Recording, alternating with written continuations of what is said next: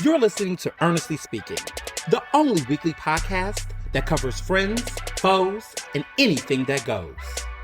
And now, for your badass host, Ernest Owens. And we're back with another episode of Ernestly Speaking with your host, Ernest Owens, myself.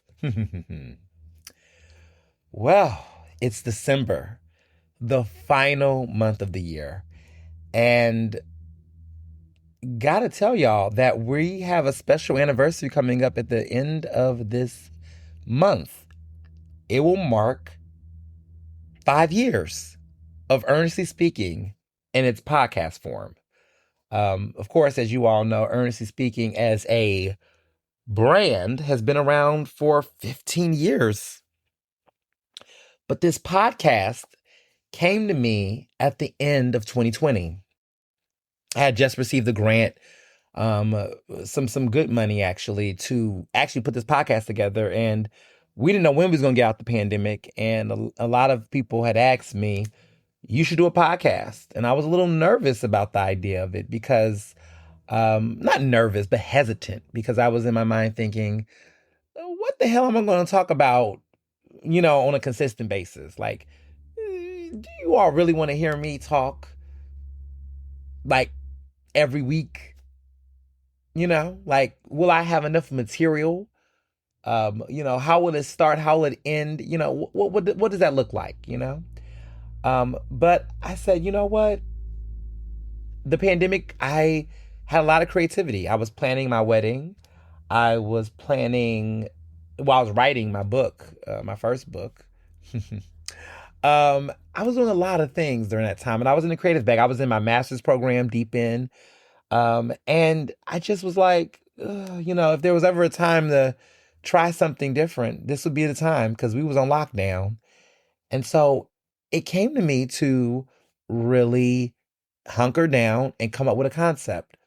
And so it was during this month, 5 years ago, in a different place that I'm not currently living at now, that I sat down and really thought long and hard about what this podcast would be. And here we are, nearly 250 episodes later, and we're doing a damn thing. All because of you.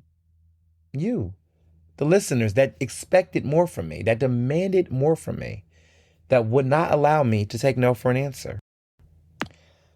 So I'm grateful for all the support, all the love, all of the years and memories we've had as we get into this special, hallmark anniversary, benchmark of content that has continued to prosper, news that you can use.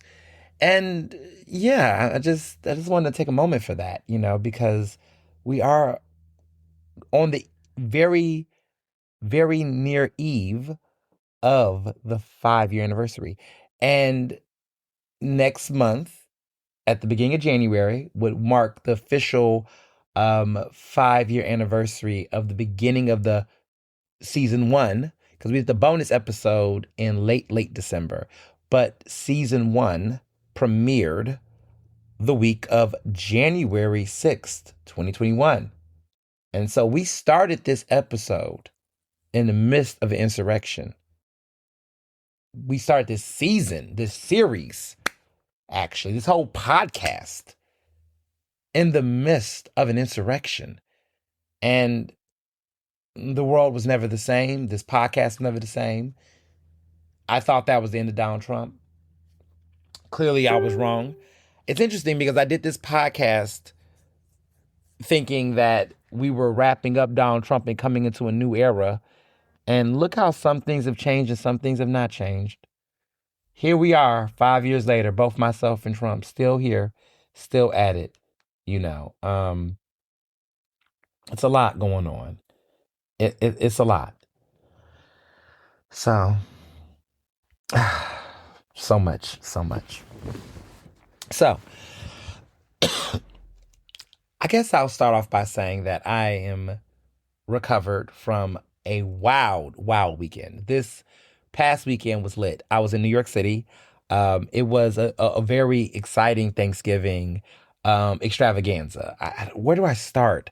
Oh my goodness, where do I start? So many different things. Okay, I will start off by just saying that because it's overwhelming in a good way, not complaining, but um, hmm, so much. This weekend was epic. The week was epic in so many different ways. I mean, first off, it was a very chill final week of November up until the final weekend of November. Um, Great time. I was enjoying a lot of Thanksgiving food. There was a luncheon at CCP. Today is, as you all know, is the 1st of December and my final day of teaching for this winter semester. So Monday's my last day of class before I see a new batch of students in January. So I have a good little bit, some free time. My quote unquote vacation, my little winter break starts right now because I don't have final exams. I don't give final exams. I love that for me. I love that for me because some people have to give final exams, like they have to, proctor tests and things. I do final projects, and those final projects are submitted to me, and I don't have to be physically in class. They don't come to class and do like a written exam thing. No, no, no. They have a final project. They have to submit it to me.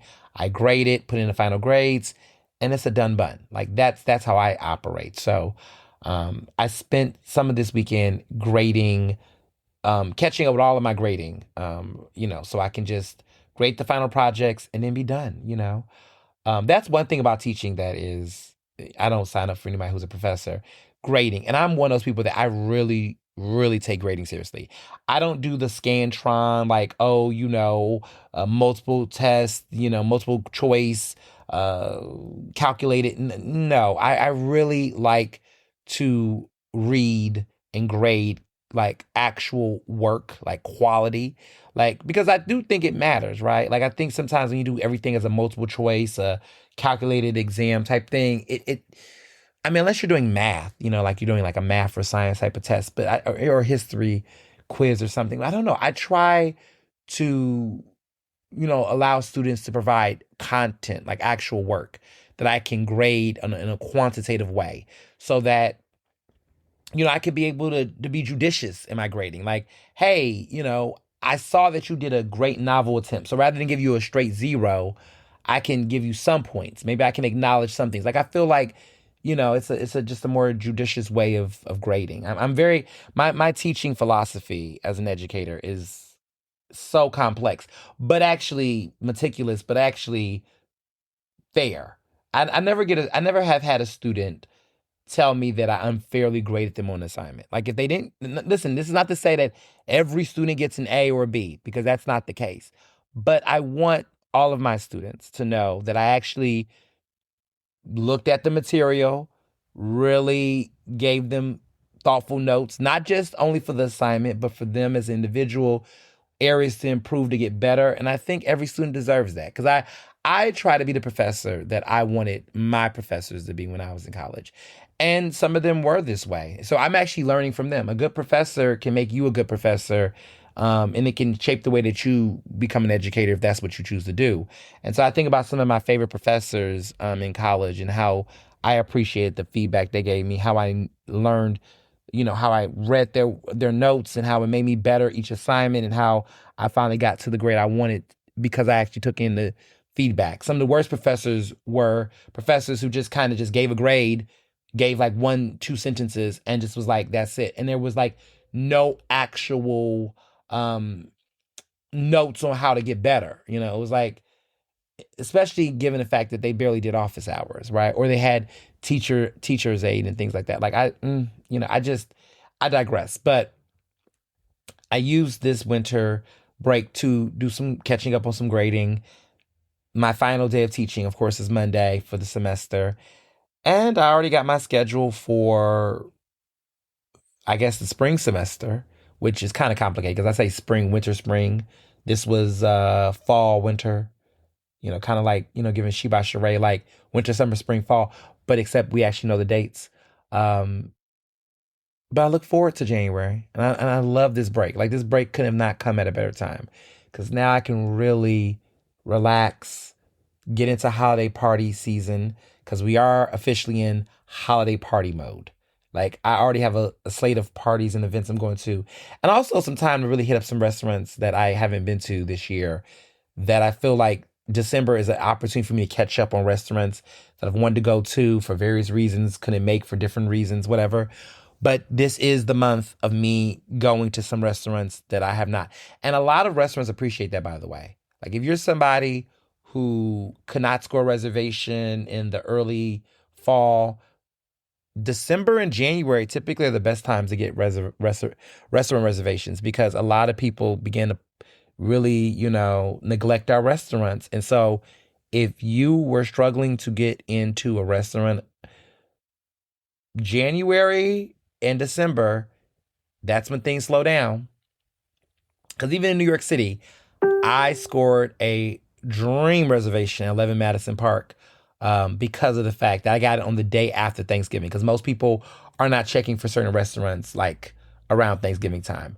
I mean, restaurants are closed on Thanksgiving, but that Thanksgiving weekend, I have found that a lot of good restaurants will have a couple of good last minute reservations or availability.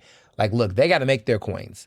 And just because you are somewhere trying to eat leftover Thanksgiving dinner does not mean the rest of us are. So, just saying, for some of my serious restaurantees, restaurant enthusiasts, okay, the word foodies, we don't use that over here, but restaurant enthusiasts, I will tell you, book those, look at those later December dates. I mean, New Year's is another story. Like New Year's is complicated. Like New Year's Eve, really. New Year's Eve, that's not happening, right? But some of those early weeks of January, some of these December dates, look at them, because a lot of people are really trying to focus on holiday parties and excursions and things. This is the time to try to hit up some of these restaurants. I got a couple on my list. I am going to Royal Sushi Izakaya, but I'm not going to just regular Royal Sushi.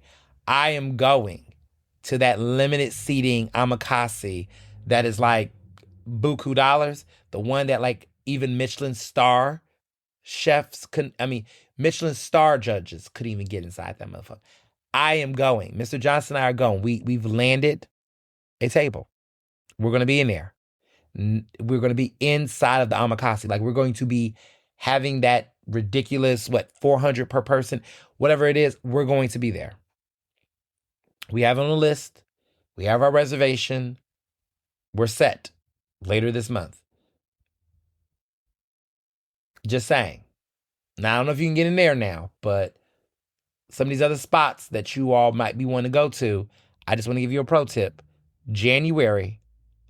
December and January, start looking, start having that strategy, because, just saying. Other places. What are some other things I'm interested in? I've seen a couple of great restaurants that I did. So before I get into that, Thanksgiving. Thanksgiving was fabulous. Shout out to Miss Dawn. I mean, she does her big one every season, every Thanksgiving. She just is fabulous. It was Mr. Johnson and I, my younger brother, Jamarcus, our good old Miss Cooks. Just she was fabulous. It was a great time. Mr. Johnson made a lovely, banana pudding. He calls it the millionaire's banana pudding, because he does not use those typical wafers that, little round wafers. He gets like the shortbread chessmen. He gets these really expensive like banana wafers. Not banana wafers, vanilla wafers. Like they're like super expensive and they're very fancy. Like they're British. I'm trying to think of the company, but they're very fancy. They're Walkers, the vanilla shortbreads from Walkers. He buys them and they're like, I don't know, like $6 for like 6 of them. They're like literally $1 a shortbread, but like he gets a multiple set of them. And he literally uses them for this recipe. He makes the pudding himself. He uses like the best bananas. Like it's it's a process, but it's very rich. It's very indulgent, and it's a hit. Everyone in our family, our friend circle, they live for this, and now it's become a thing. Like when we have our New Year's gathering, which is very smaller. It's like a smaller niche. Like I we host people at our place, and it's like a very small circle. Like it's not even like birthday list. It's like a very small intimate group. And he makes this for them, and they go bananas literally. Like they love this banana pudding, and it's become a hit. He makes it for Thanksgiving, he makes it for New Year's, and that's about it. Like that's the only time in the year he makes this. But every time people like lose it, and this Thanksgiving was nothing short of that. It was a hit that stick like grits. But it was very good. Thanksgiving was just fabulous. I mean, we had the turkey, we had the yams, we had the greens, we had the sauteed vegetables, we had the dressing, not stuffing, dressing. Uh, Goodness, we had the baked mac and cheese. It was a hit. One thing that we're big on, we don't like leftovers. I'm not a leftover Thanksgiving girly. I'm not. I'm not one of those people that need leftovers for 3, 4 days. No. Yeah, look, one day is enough for me. So everybody who we bring over, we say bring your Tupperware, bring it all, and that's it. Bring your Tupperware and load up on the food. Please get it out the house. Like one day is enough. Because even this year, I had Thanksgiving, a variation of a Thanksgiving meal 2 times before Thanksgiving dinner. CCP had that luncheon. There was another event I was at a couple of days before that. They had like a Thanksgiving themed meal. We had dim sum on Thanksgiving Eve because we didn't feel like cooking, and that was really good. We went to Dim Sum House, which is in University. Like every time we forget, I mean, we live in like Westfield University City area. Every time we don't know where to go in the area, we either go to Indian, we do Indian, but Indian was like that was a little too heavy, especially because we was getting to Thanksgiving. We was like, what can we do that feels light but still feel filling, like full, like very filling? And we chose Dim Sum House. Like we always forget that it's there, but then every time we're in the area, we're like, yeah, this just makes so much sense because we can just like select what we want, like what dumplings, what things, and also it doesn't taste anything like, um, anything like Thanksgiving, and that's because of that. That's a good point. Um, mm, mm, mm, mm. So yeah, so Thanksgiving was great. Great time. We did our favorite thing, which is like every Thanksgiving. So we don't really do the football thing. Like my younger brother, he gets into football. He likes football. It was on slightly. America's favorite team, the Cowboys. Was, Anyway, there was a team that it was something. I don't know if the Straits were playing. It was a team that was on TV. That was winning apparently. But there was that on, and but I didn't really watch that. But we do our pastime, which is like I do, of course. I do a lot of episodes of crime TV shows for TV One. So I used to do For My Man, but I currently do Fatal Attraction. And so I DVR all the episodes that I'm on throughout the year. And then we watch those episodes during the Thanksgiving time. So that's like our pastime. I know. Crime TV shows while drinking lots of red wine and eating Thanksgiving dinner, right? It sounds boring, but it's quite fun, especially when you're drinking, like having a good old time. One thing that became a point of contention, I did not know. Every Thanksgiving, I guess I come with the mess. But I always have some controversy around Thanksgiving. I bring up some topic, and it's always something, and I always don't know what mess I'm going to start on Thanksgiving Day with you all, with the public. But I guess there was this controversial position that I had around what time to eat Thanksgiving dinner. We had Thanksgiving dinner this year around 6ish, 6:30ish. We had dinner. Like everything was on the. We were like sitting at the table and Thanksgiving at around 6:30. Some of you all, thought that was too late. I tell people that I am from the school of folks that believe that Thanksgiving dinner should be had at dinner time. That's where I'm at. Some of you all say no, it should be, Martha Stewart. Martha Stewart says eat at 2 p.m. I'm black. I don't know about no 2 p.m. But then I hear that you East Coasters, black East Coasters, those who grew up on East Coast, live on East Coast, stay on East Coast, yada, yada, yada. A lot of you all are really about that eating early life for Thanksgiving. Listen, I don't know what it is, but growing up in the South, I feel like the time zone situation might play a role in this, right? By nature, my biological clock, which is adjusted, as far as my sense of time, right? My circadian rhythm or whatever they want to call it, sleep patterns and all that.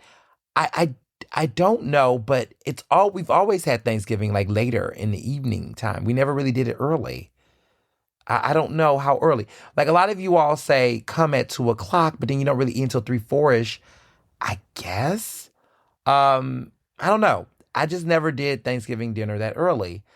Um, mm, you all say that you eat multiple rounds of food.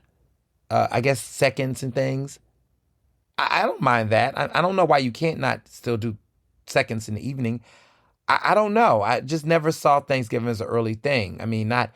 I mean, I knew that it was around. I felt like the cooking was throughout the day, and and people say, oh, people want to eat. See, people say people want to hurry up and eat. First, the fuck of all, if you're going to somebody's house, see, and that's the other thing. This is why I also don't understand East Coasters with this Thanksgiving thing. First of all, how I grew up, at least how I understood it, anybody who wanted to eat Thanksgiving early, you was doing it at someone else's house. You was making rounds, okay? And if you was growing up in the South, okay, because I'm going to get real specific here. For folks who grew up in at least where I grew up in Texas. So if you're in Atlanta, Georgia, whatever, this might be different. But at least in Texas, if you went to different people's houses for Thanksgiving, right? Everybody had their different clocks. Now, white folks did an early Thanksgiving, but even their Thanksgiving wasn't super early. It would be around maybe 2, 3 o'clock. Now, I call this the football boys hour.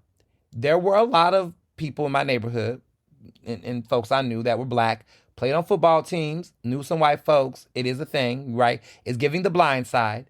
They would go to those white houses early in the day and they would go get a little bit of something. Now, I'm not saying white people cannot cook. I'm not going there. There are white people that can cook. Now, the type of soul food that I eat for Thanksgiving, I would say that the way that they prepared their Thanksgiving, we didn't do casserole. It's just not a thing for me. I didn't grow up on casserole. It's a cultural thing, right? There was no casserole at my house. I don't know anything about a sweet potato casserole, green bean casserole. That's just not a thing. I also want to add the whole potatoes, mashed potato thing. That's not a thing over here. There are some black people that do eat mashed potatoes. I don't know. This might be an East Coast thing.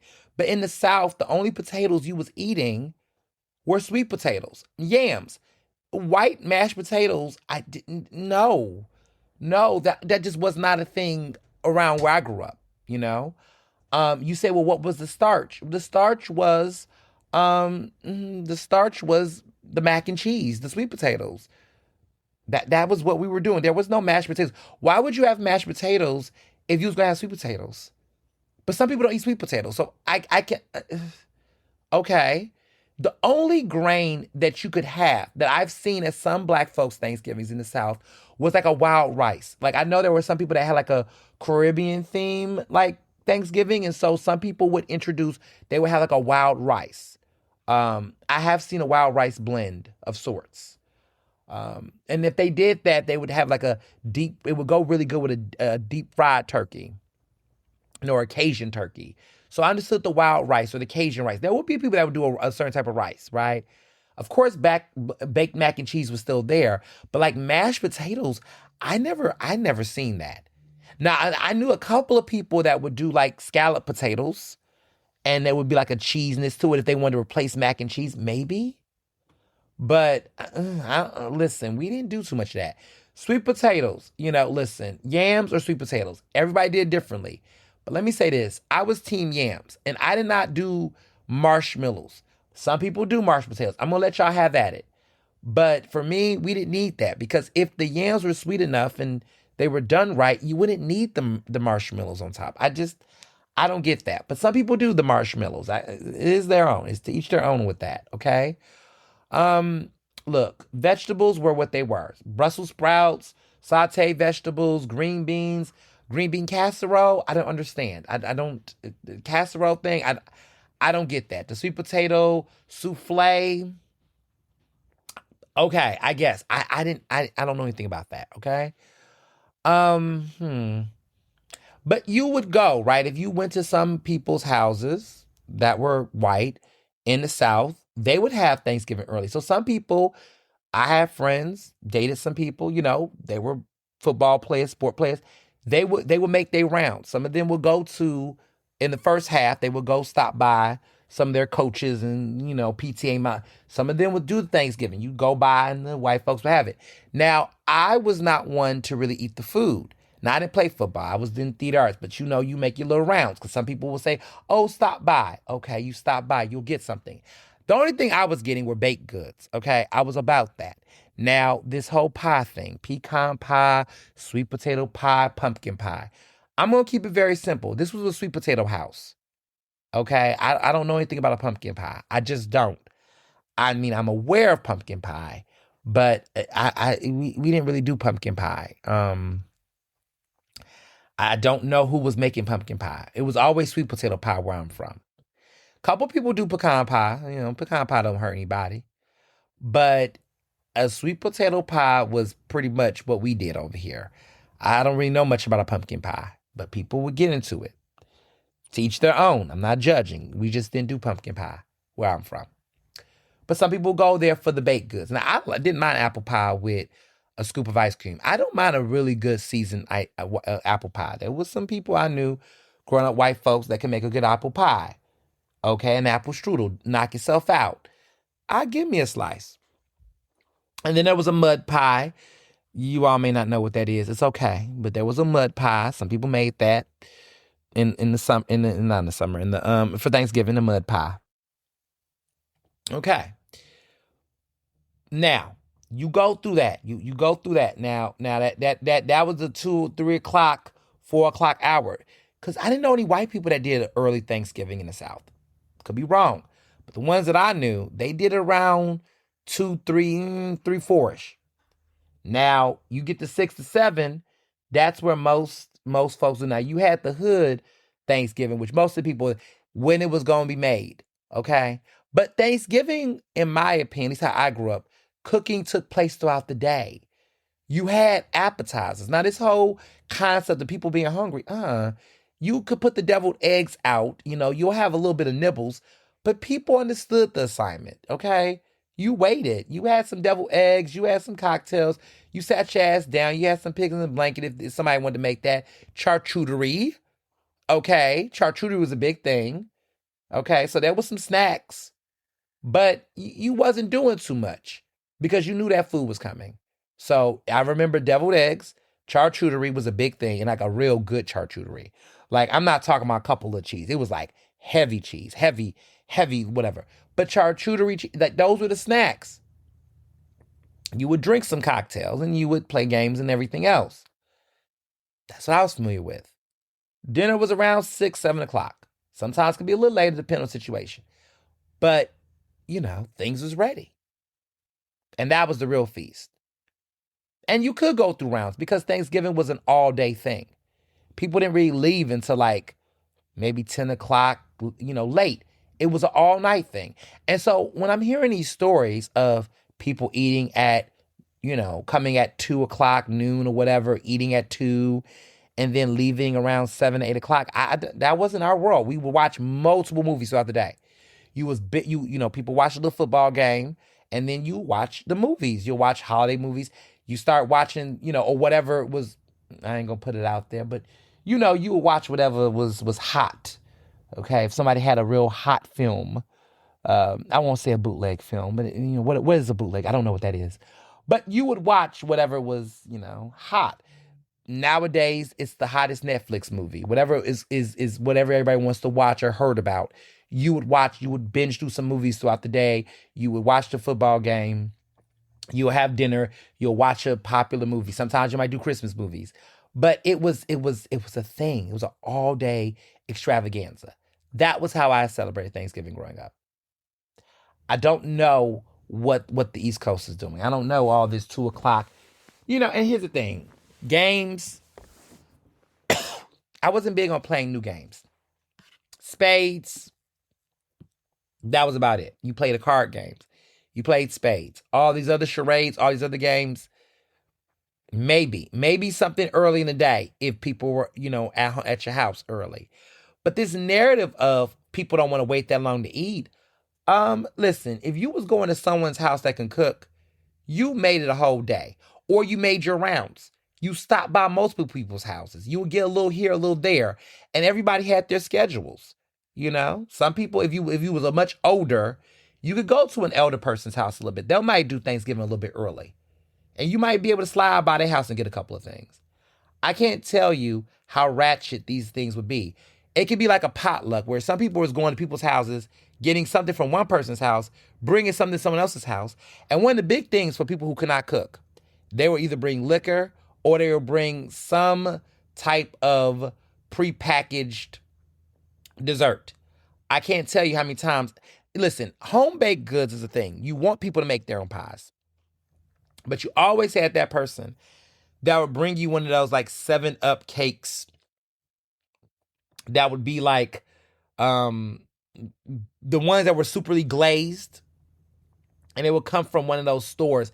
So like in the South, there was a store called Kellogg's, Kroger's, Albertsons, H-E-B, Publix, for those who in Atlanta know what I'm talking about. There would be like these stores and you would go get these pre-made cakes. Now in Philly, it would be like ShopRite, Fresh Grocer, whatever. But those, those cakes, those pre-made cakes, people bring those types. They'll bring those and you will be okay. You'll take it, But you have to know which cakes to get. Because some of those cakes were not that bad. Okay? Don't sleep on some of those good stores. Some of those cakes, they'll do what they need to do if a person knows which ones to get. But that was Thanksgiving. So I was shocked to hear certain folks, say, that's too late to eat. 6 o'clock? 6 o'clock is, listen, we had dinner at this house at 6:30. But we had charcuterie. We had the things for our guests before. We told people to come by around, I think we said 4 o'clock. We had guests come over around 4 or whatever. Listen, Thanksgiving, we was chilling. The house was clean, smelling good, super clean. We had the Christmas scents. See, this is when you bring out all the Christmas candles and scents and vibes. You get in that spirit, okay? That was everything. But Thanksgiving was fabulous. I digress. It was a great Thanksgiving. Everybody got their leftovers. It was a good time. So I'm team have Thanksgiving dinner at dinner time. Some of you all want to have it early. Y'all talking about some rounds and rounds. Let me tell you something. I have one bathroom. I'm not about to let people come in my bathroom and treat my bathroom like a restroom. No. What you mean multiple rounds of eating? What do you mean? You're going to get you a second. The third and the fourth, you're going to take with leftovers and go home. See, that's the problem.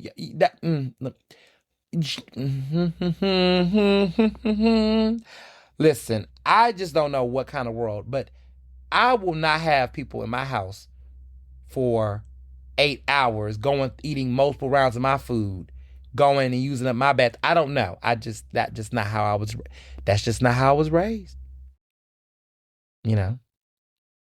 But different strokes for different folks. If you like it, I love it for you. But, there's different ways to celebrate this holiday. And maybe y'all could take some pro tips. I know Martha Stewart is telling y'all, but Martha Stewart got a mansion with multiple bathrooms and multiple floors. Okay, Martha like to play them games. And then Martha will have y'all ass out her house before 7. See, she ain't gonna let you, once the lights go down, she wants y'all out by sundown. Where I'm from, you can leave around the double digit, around the 10, before 10, unless you like family, like close family. But I think we had everybody out our house by 10, 15-ish or something like that. I think everybody was wrapping up by then. My doors were open at 4. They're out by 10. It was a good situation. Everybody was able to pack up all the food in their Tupperware. They had plenty of leftovers. Most of my friends who came were single, so they were happy that they didn't have to, you know, you know, have to cook or order out or Uber Eats it or whatever. They had nice food to, eat and take to work and eat the next day and enjoy. So we love that. But us, it's just 2 of us, so we don't need to have a bunch of leftovers because we're team no leftovers. We really don't do leftovers that often. Not really. We really don't. I noticed that. Like when I hear all these stories about Thanksgiving leftover ideas, like what to do with turkey and all that, I'm like, what kind of? Listen, it never gets like that for me. Like even when I was growing up, we probably had leftovers for about maybe 1 or 2 days because we had a big family. So it was like maybe 1 or 2 days of leftover. That's about it. It didn't last longer than that because at a certain point, it's like how much leftover can you really left over? Like how much, you know what I'm saying? Like how much can you really eat of that? And how much should you? Do y'all actually read the leftover? You shouldn't be having food left over more than 4 days. And I think, in my opinion, that's too much anyway. Like, share some of that food. Okay? Feed folks in your circle. Like, get that out your house. Just saying. Just saying. So Friday, we went to New York City, and we was in New York City for the whole weekend. Went to the lovely 11 Madison Park. 3-star Michelin restaurant. Phenomenal restaurant. One of the best restaurants I've ever been to in my entire life. Definitely my top 5 experiences. Mr. Johnson and I had an incredible multi-course dinner. Phenomenal. They're serving meat again. For a while, 11 Madison Park was vegan. They were meat many years ago. Then they went on a vegan moment, like plant-based moment. But they're back to serving meat, and I love that for them. Oh my goodness. I had a 14-day dry-aged duck, and y'all know how much I love duck. They served that. Several other dishes that I just am still thinking about. They gave us a tour inside their kitchen. Spotless, immaculate, beautiful, beautiful kitchen. I mean, they have their stuff. I mean, they did the Yes Chef in there. They were working, okay? Perfection. Opulence.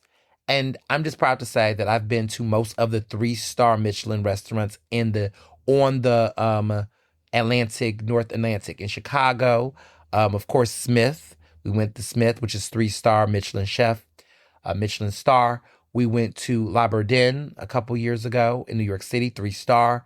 And that's the highest you can get, by the way. And also 11 Madison Park, 3-star in New York City as well. There's only another restaurant we haven't been to that it's like a Japanese sushi spot. But I'm not really crazy about going to Michelin star sushi spots like that, to be honest, because I feel like, I feel like with sushi places like that, it's like, I feel like there's so many Michelin star restaurants that are sushi places that get those stars that it's like you've been the one, you've been them all, to be honest.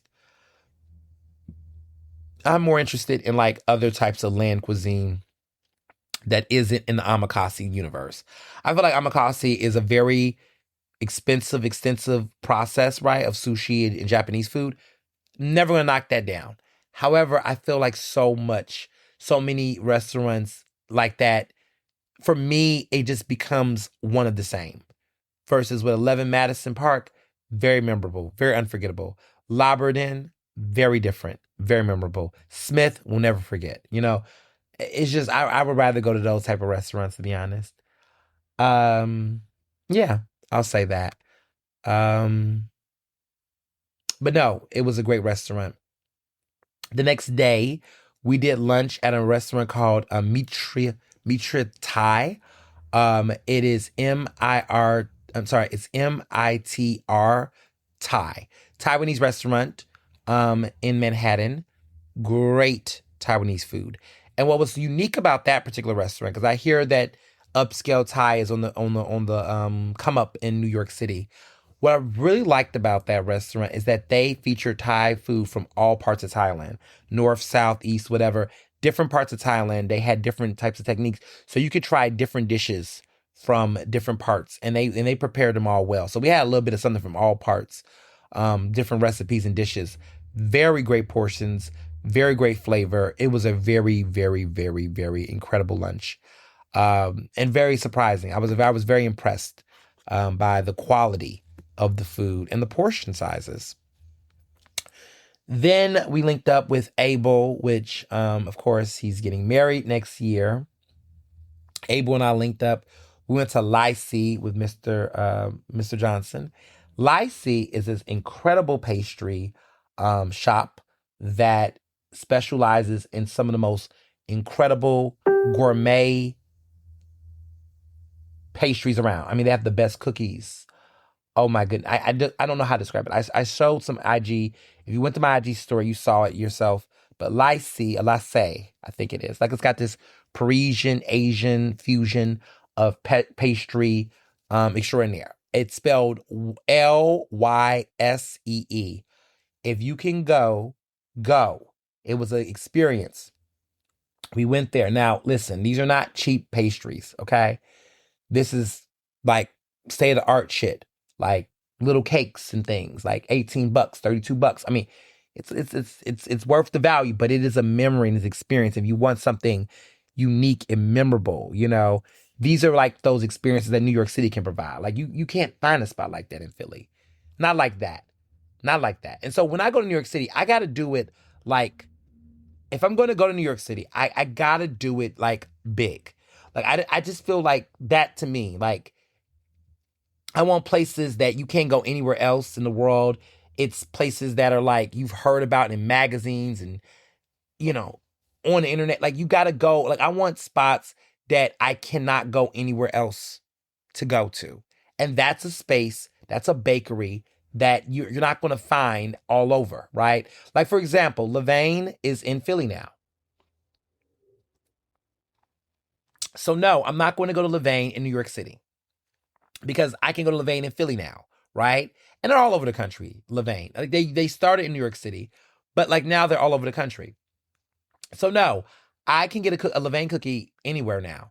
Why would I go to New York City for a Levain cookie? No. But can I get a Lycée? Can I go to Lycée and get their banana chocolate chip cookie that's $5.60 per cookie? No, can't get that everywhere.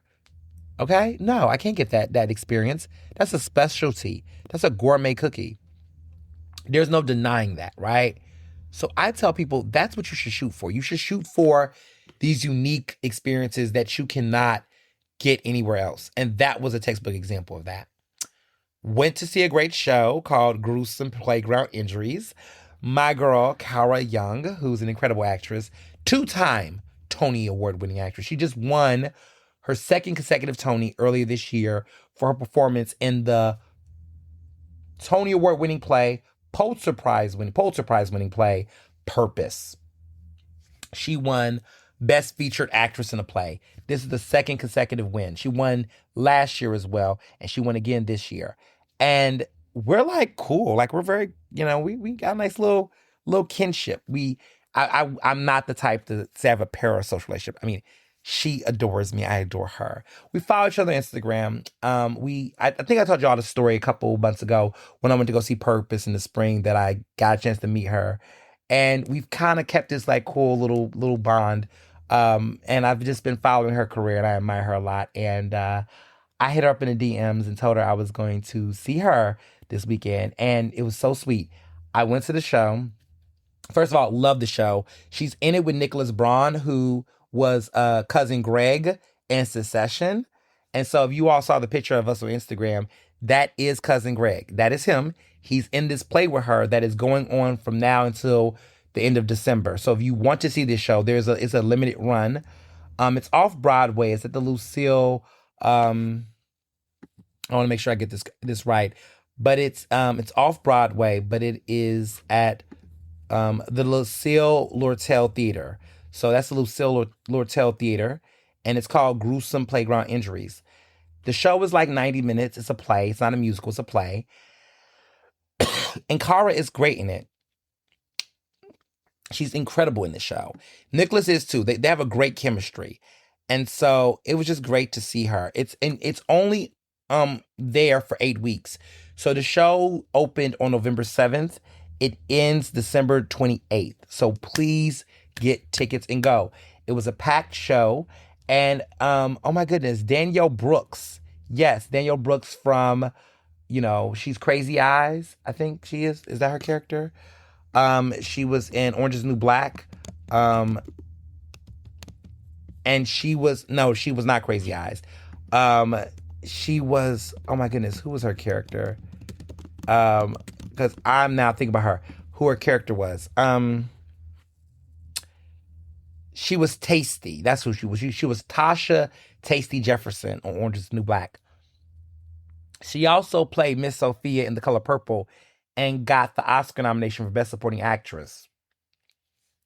She's also been nominated. She went to Juilliard. She's an incredible actress. She was nominated for a Tony, also for playing Sophia on Broadway. Just yeah, she's a big deal. That Danielle Brooks. Met her in person. She's very lovely. She was there as well to watch the show and support Cara as well. So we just love to see it. But it was a nice group of people that went out to see her. Great show. She's so adorable, and she's she was so happy that I saw her, and she's just so cute and so nice, and just a great actress, and just a really sweet, down to earth person. I just love her career, and it's just nice to know that there are great actors in the world, great famous people in the world that you can have, that like they love what they do. They're talented, but they're also still accessible and kind and just sweet. And yes, she stayed out. So I went with Mr. Johnson, Abel, and his lovely fiance Senna. And we went, all four of us went to see a show. And Abel and I and Mr. Johnson saw Purpose. And so it's become a thing. Like, it's like a thing now. We just go see Cara Young shows, either off Broadway or on Broadway, and she sees us after the show. It's just a thing. But it was a really great play. If you can watch it in New York City, go get tickets and see it. And yeah, they were so nice. So we got to see Nicholas Braun as well. Nice guy, tall as hell. He's really tall. So you saw Succession, which he was nominated for several Emmys for. Um, he's very tall, white, awkward guy. Okay, he's a tall white guy, not awkward in real life. He's very chill dude. Um, we all took a group photo together. Very nice. We had dinner later after the show at King, which was not too far from the theater. And King is ranked the number 6 best restaurant in New York City, according to New York Times. It is an Italian-French fusion restaurant. Very great dishes, very great portions, very memorable cuisine. Very much liked it a lot. Yeah, I loved our hotel this year. The hotel we stayed at was called Even. I think that's gonna be our new hotel. It's hard to find decent hotels in New York City. Like, I mean, there's luxury hotels, but sometimes you just need a spot. But I really do like this Even hotel. Mr. Johnson liked it a lot. He likes to work out. He says they have a good gym. The rates were really decent. I use my my miles. So I like to, when I get hotel rooms, like book them, I like to use my American Airlines A Advantage miles. I try not to use my miles for flights because I feel like I don't get the most bang for my buck that way. But I accumulate all of my miles for hotel rooms. So like I have 376,000 miles, but the number of miles I needed for a hotel room for this weekend was like about maybe 18,000 miles for 2 nights.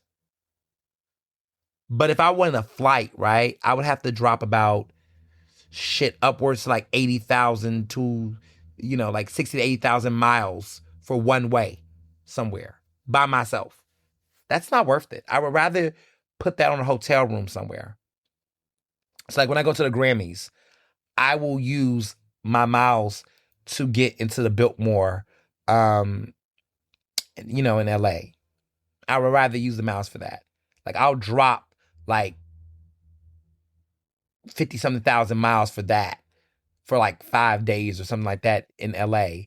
And I'll, buy my own flight with my own tickets, whatever. But like, I just feel like, just pro tip, if you're into the miles thing, if you're doing the miles thing with the credit cards and stuff, if you're on that game, Because it is a game. It is a politic to it. Pro tip, especially if you use American Airlines. I don't know about Delta. I don't know about the other girls.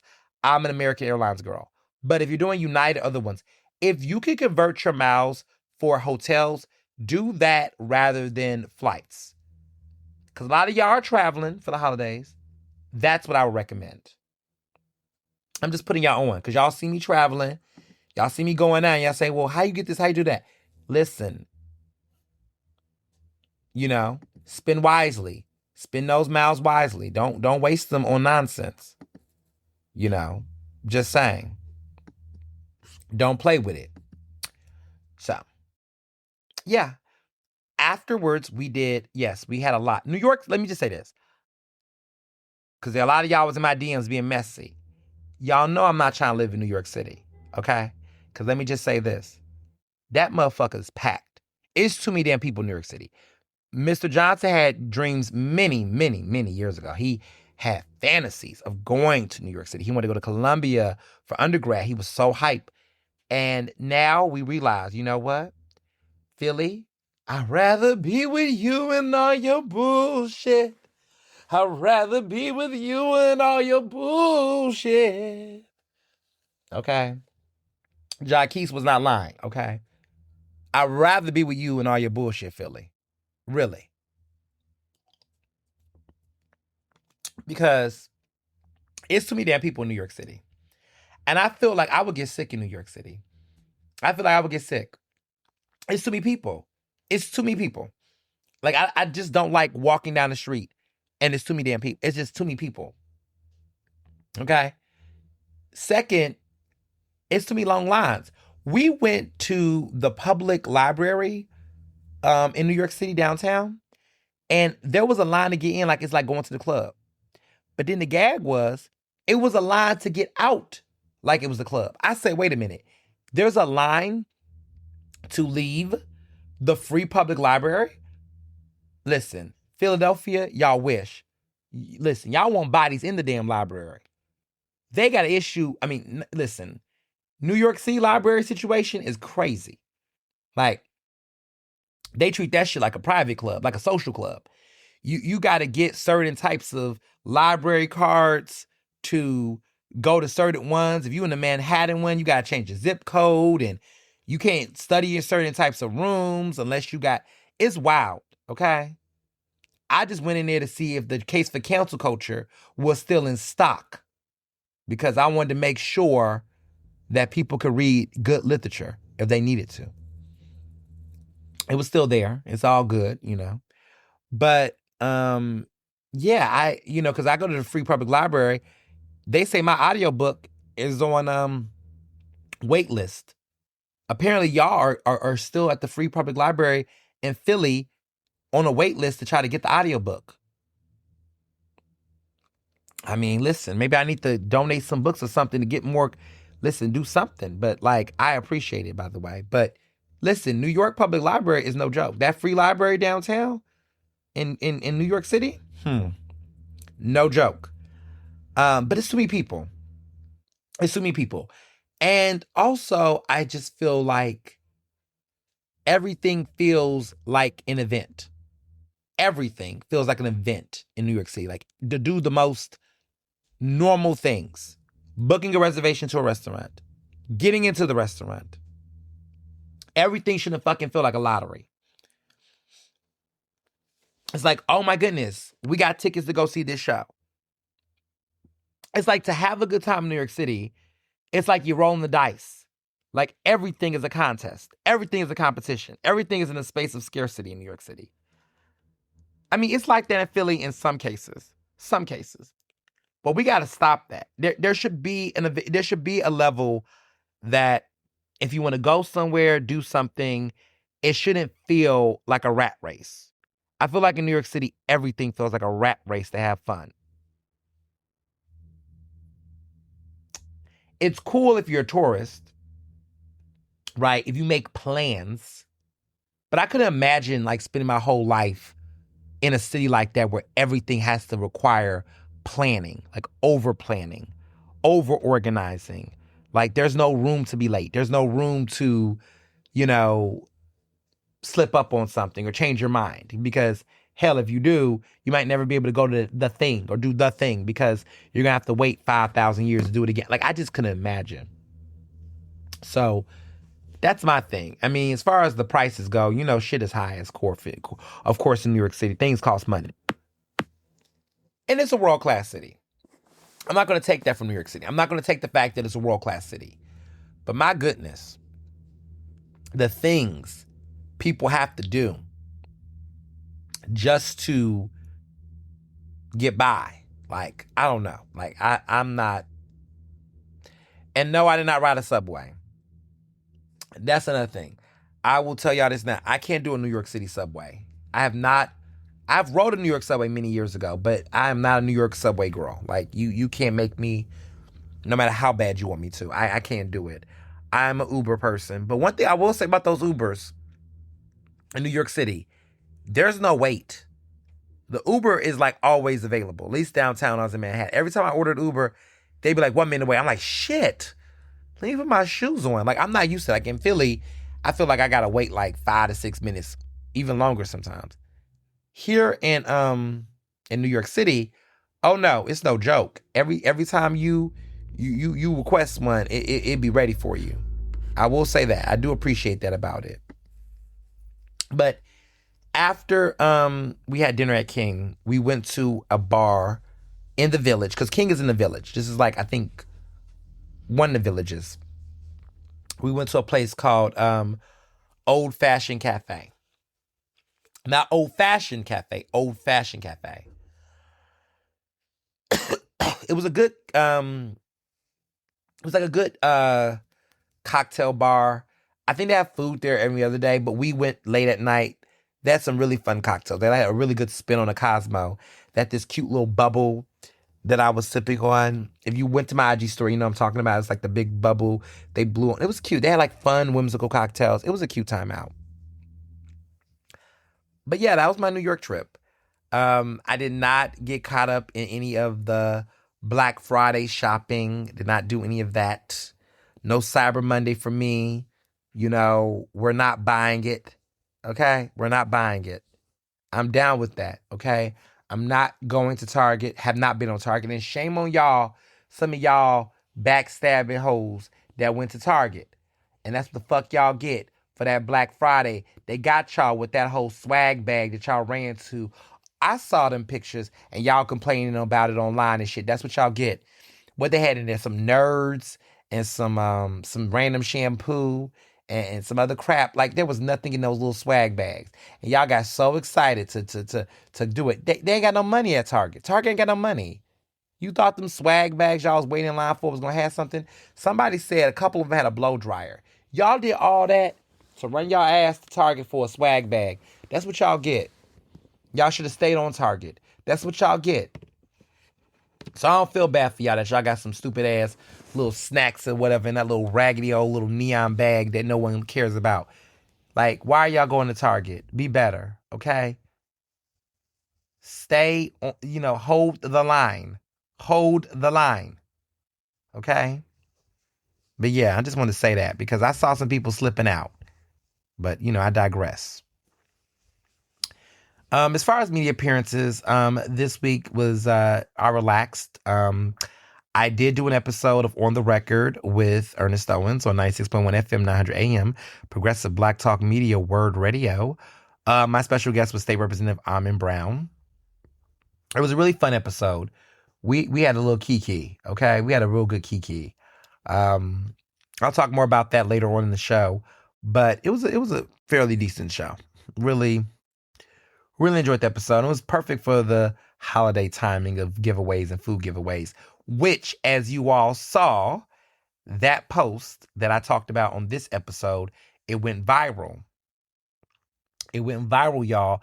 We did it, Joe. We did it. So that was kind of fun too. But yeah, this is great to see an idea become something I discussed here and how it takes off because it's real. So yeah, it's we got so much to talk about this week. This week's episode. It's Whew, a lot of interesting things have taken place, and we're gonna talk about some viral moments and things. And it's December, so I'm looking forward to chili and good warm soups.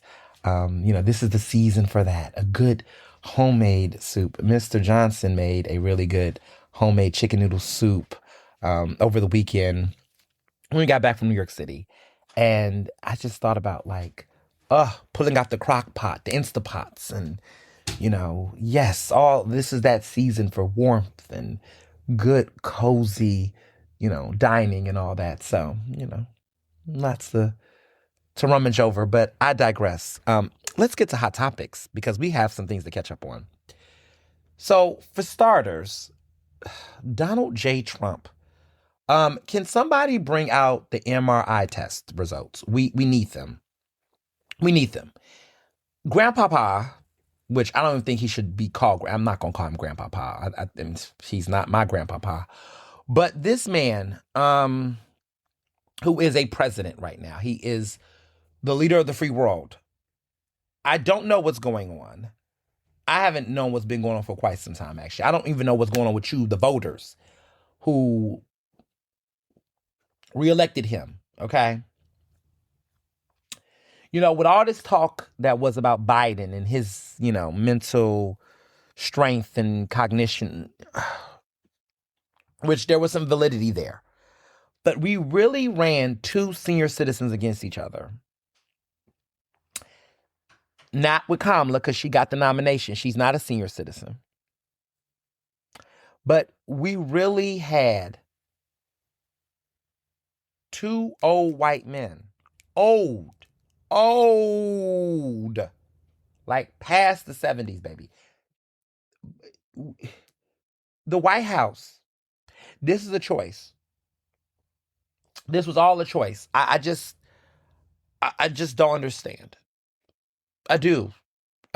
White supremacy. We didn't have to have this. We did not. Y'all just really did not want a black woman. We didn't have to have Trump the first. This is what you all wanted. All this, the economy. Fuck out of here. It's not the economy. You all are more broke than you were a year ago. And some of y'all, okay, and you're like, who's the y'all? Not the listeners, because no one listens to this podcast. I wouldn't assume that the majority of my podcast listeners, either you didn't vote. Well, no, the majority of y'all voted, clearly. And you voted for Harris, right? A couple of y'all may have not voted. I could sense that. You probably just felt like you was on some moral high ground of like, neither one of these candidates deserve my vote. Okay, all right. How you feel about that now? And then maybe a smidgen of you all might have voted third party to toss that vote out. But I don't really think there's any Trump listeners. Maybe just to be nosy. Maybe there's a fetish. Couple Trumpers, they got a fetish for me. Like there's something about looking at attractive black smart folks, talk shit. They love that. They get a kick out. There are some Trumpers who I know are just so attracted to Kamala Harris. Like they privately admire her, but they just will never vote for her. But they secretly infatuate themselves with her. I have had over the years conservatives that are like super obsessed with me. Like they like, they don't agree with anything I say. That's what they always like to tell me. But for whatever reason, they're just infatuated with my points. Like they read articles. They used to read my articles when I used to write for Philly Mag, weekly column I used to do for them. Like they like none of the stuff I write now for them. I mean, most of the stuff I do is a little bit broader. But back then I used to do these political columns, as y'all know, and they would read every week and will email me like some argument. Like they love debating for the art of debating. And I don't mind a debate, people, right? But like the obsession of like every single week feeling the need to comment or to say something. And they were always threatening they were going to unsubscribe and unfollow and this, that, and third. You lost the reader. You lost the reader. And I'm like, but you're still here every week. You know, some people used to do that with the podcast when it first started. It was like, I'm not listening anymore. This crossed the line. I'm like, you're not even my, like, I'm not even thinking of you when I do this show. Like, I don't even consider modifying or adjusting anything about my show for your particular interest. I just don't. Like, you're not the target demographic. Like, you're not the person that I'm thinking about when I do this. And I know that might, hurt some of their feelings. But oh well. But there's people who really get into this type of energy. Yeah. So I say all this to say we got Trump because a lot of folks, largely white voters, chose to put him back in, right? And some Latino voters who are now having a lot of second guesses. It is what it is, right? Caroline Leavitt, who is the press secretary for the president, got a family member, detained by ICE. She ain't got nothing to say. Like, this is the chaos we are dealing with. So, back to Trump and the concerns, right? There are people who are speculating that there might be dementia here. There might be something going on. There might be some signs of, Alzheimer's.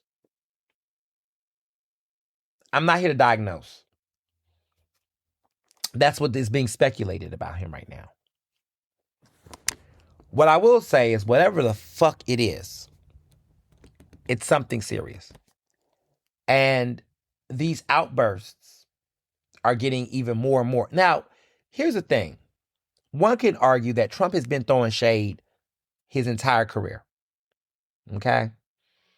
But the way he has been cutting up these past couple of weeks, I mean, calling reporters stupid and piggy, quiet piggy, it's not, there's a level of dullness in the delivery and the reaction that's giving old man yelling from the sky. Trump has always insulted people. That's not a new thing. But the way that he is reacting and acting online, the outbursts, it's not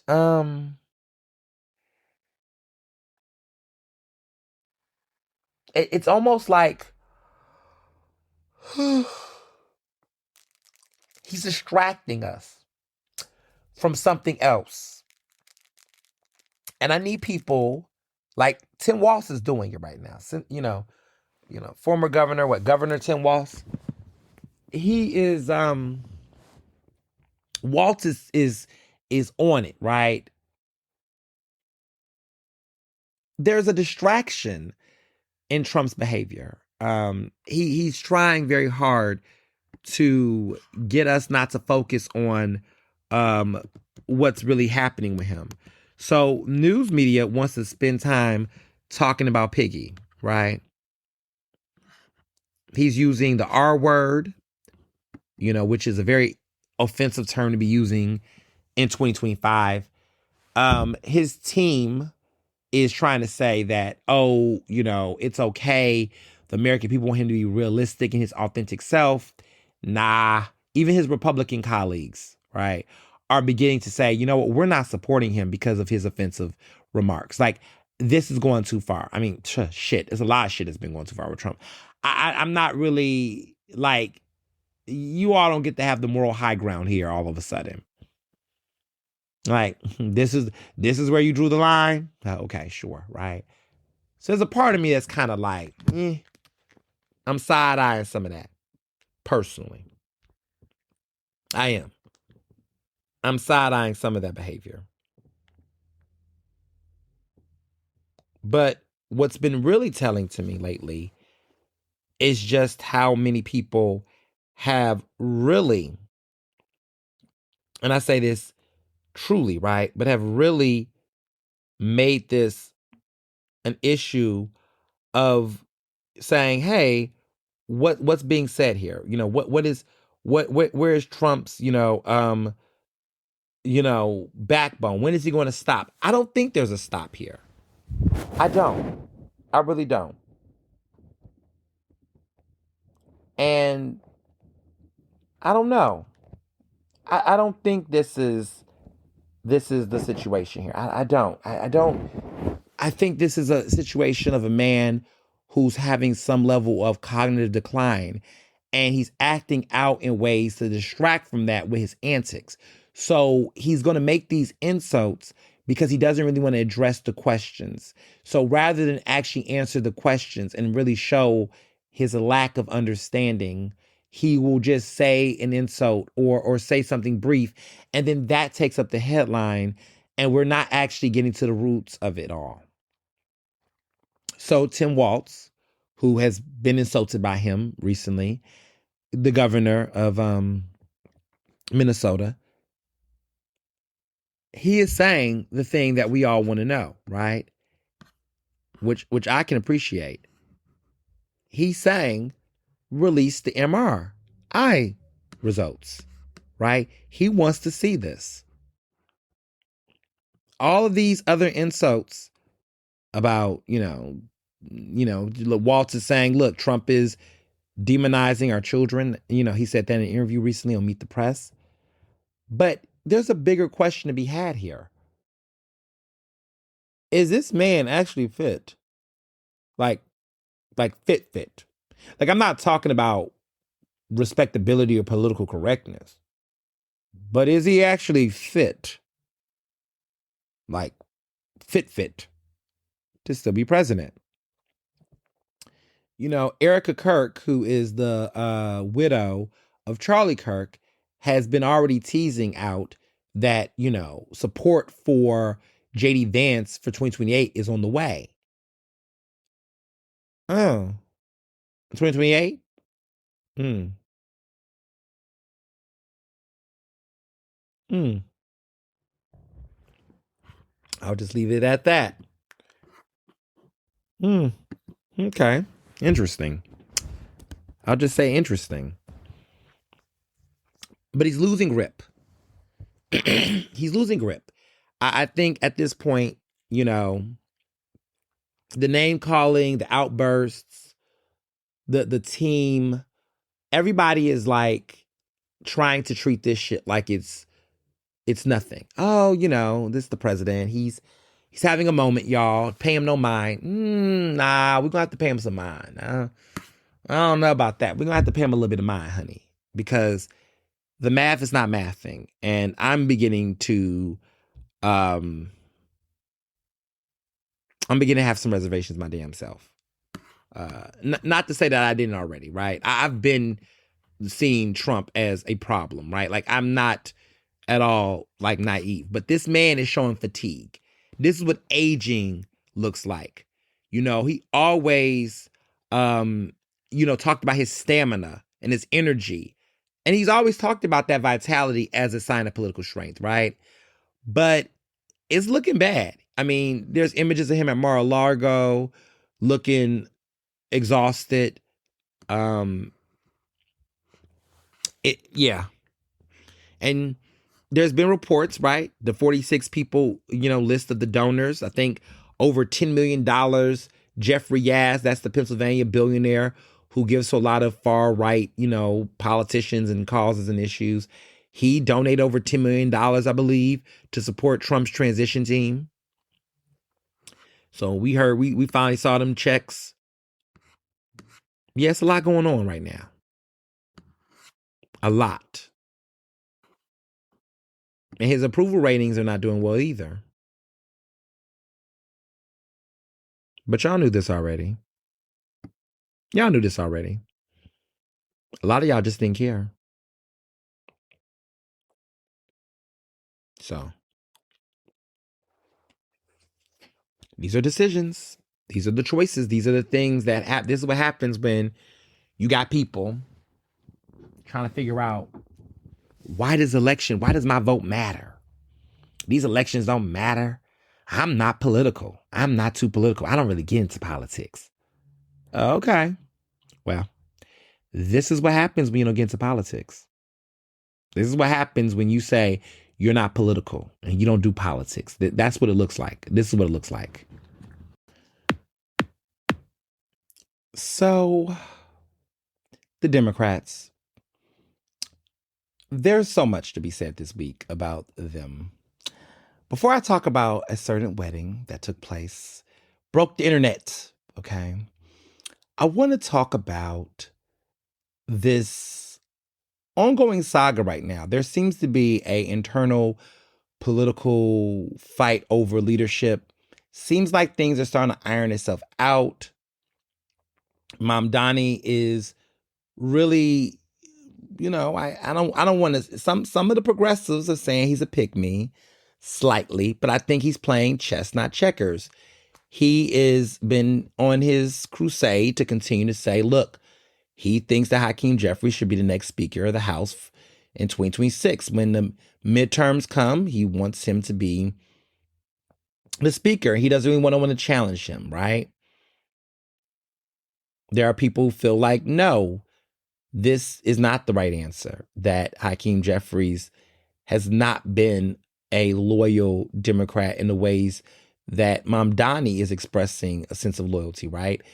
Mamdani is showing the Democrats, a lot of establishment Democrats, that, you got to stand by your party and be strategic, right? Yes, there are people like Chi Aussie, who wants to run against Jeffries for that congressional seat. DSA did not endorse him. There were some people trying to call DSA MAGA for not backing that decision. But Zohran Mamdani made a good point in an interview he did. He made it very clear. They got to get the agenda some wins. Zohran made a very strong case to New York City voters that he's got a lot of promises. He's continuing to make promises, more promises for small businesses and other groups.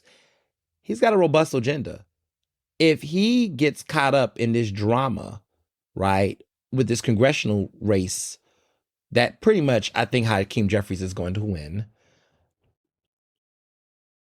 What's the point, right? To get in more fights at a midterm that's literally less than a year away. The midterm is less than a year away, y'all. Like, Democrats, no one got time to fight over those seats. Now, save the energy for 2028, right? Where there are going to be some real shakeups. There's going to be opportunity to really gear up, rest and restore. Now, some folks will say that if Hakeem Jeffries get the Speaker of the House position, that will actually insulate him and protect him from having any challengers down the road. And in many ways, as Speaker of the House, it kind of keeps him insulated there. I don't know. And in this day and age, it's really hard to predict anybody's moves. I mean, Nancy Pelosi retiring, I knew it was going to come soon, but I didn't know it was going to come this damn soon. And she had someone that was challenging her. And if she was willing to retire, I mean, if I was Chuck Schumer, anticipation is mounting for even Chuck Schumer to either retire or face a challenger in what could potentially be, and who could potentially be AOC. We'll see. But even AOC is not trying to want a challenge for Hakeem Jeffries. I think they're really being strategic, and Mamdani and her, right? These are two individuals who have a strong leftist backing, right? But they're being pragmatic in the right ways. Now, some people will criticize AOC. They feel like she's flip-flopping around, but I don't really think that's her as much. I think AOC is just somebody who just knows how to pick and choose her battles. And some people just want to fight just to fight. Like, you just want to swing just to swing. Well, if you're missing your swings, you're gonna end up exhausting yourself. And no shade to Chi, right? This guy, black, queer, progressive, he's got a lot of passion. But if you can't even get DSA to support your decision to try to run for this congressional seat, and that's the base you think is how Zoran Mamdani won mayor, then what kind of foolishness is that? And I'm going to have to say what needs to be said here. DSA is not the reason why Zoran Mamdani won. If anything, there's a lot of other factors behind why he won. And it gets annoying sometimes when like specific political parties or groups will try to claim victory, right? Like Working Families Party. There's a lot of reasons why Kendra Brooks won. And it was not the Working Families Party specifically. Kendra Brooks won because let me be very clear. If Working Families Party at the time was as strong as they wanted to suggest they were, they would have been able to lift both Nicholas O'Rourke in that race as well. When they first ran together, they both should have won those seats. But only Kendra won. And that was because Kendra had certain endorsements that Nicholas did not have, which lets me know that other people played a role. Like Elizabeth Warren endorsed Kendra, but did not endorse Nicholas O'Rourke. Helen Gim endorsed Kendra Brooks and not Nicholas O'Rourke when she first ran for city council. So that tells you that other factors played a larger role in getting Kendra there than just Working Families Party alone. And so when certain political parties, now I will say, in Philadelphia, the Democratic Party machine, now if you get them, okay, yeah, you gonna have a high, you might be the difference in winning, right? Like look at like Isaiah Thomas, for example. When Isaiah Thomas stepped into the dark blue side, okay? Not the blue side. He was always a Democrat. But when he got into the deep blue side, woo, woo, woo, step into the dark side, woo, woo, woo. Dreamgirls, anybody? Anybody know Dreamgirls? No one listen to musicals? Okay. But when Isaiah Thomas, that third time a charm for him, right? When he got on the dark, deep blue side, when he got the party machine behind him, that's when he finally won. And you'll notice that pattern is that when the machine in Philadelphia, when the Democratic Party machine gets behind a candidate, especially judicial candidates like Dane Gray, Keira Bradford Gray's husband who ran for judge, he is a judge. He got reelected. Listen, that negative media attention he got, he got a lot of criticism for his role in the family courts. That man got retention because of the party machine. The Democratic Party machine made sure that he stayed in his seat as judge for another, 10 years. If the party was not that behind him, it would have not worked. Now, sometimes the party don't work that way. Look at Maria Quinones Sanchez. When she was in city council, the party never supported her, but she kept her seat. Same thing for Larry Krasner. The party does not back Larry Krasner, but he keeps his seat. So sometimes the party don't always work. But for the most part, in Philadelphia, Pennsylvania, if you got the Democratic Party machine behind you, listen, that's the type of support you're going to want to have if you really want to have a sure shot, unless you are charismatic or you just have the respect of the people. A lot of people can't say that. A lot of people cannot say they have that kind of support. Again, you got to be like a Krasner or you got to be like a Maria Quinones Sanchez in order to pull that kind of stuff out. A lot of people like to run around talking about they got their seat out the party. Man, stop lying. I cover politics in Philly. A lot of these people have gotten party support. And even if they didn't get party, I can't even imagine. Not to me. I'll give you another, I'll say this. Jamie Gautier, she did it without party support initially. When she ran, the machine was not for her. They were trying to keep Janie Blackwell in office. She did it without the party support. I'll say my state rep, Rick Kaczewski, he didn't get the party support. But he was able to win anyway. So sometimes, you know, you can have the right people behind you. The people, right? The right people. The people behind you, and they'll support you. But it's up in the air. It's not always a guarantee.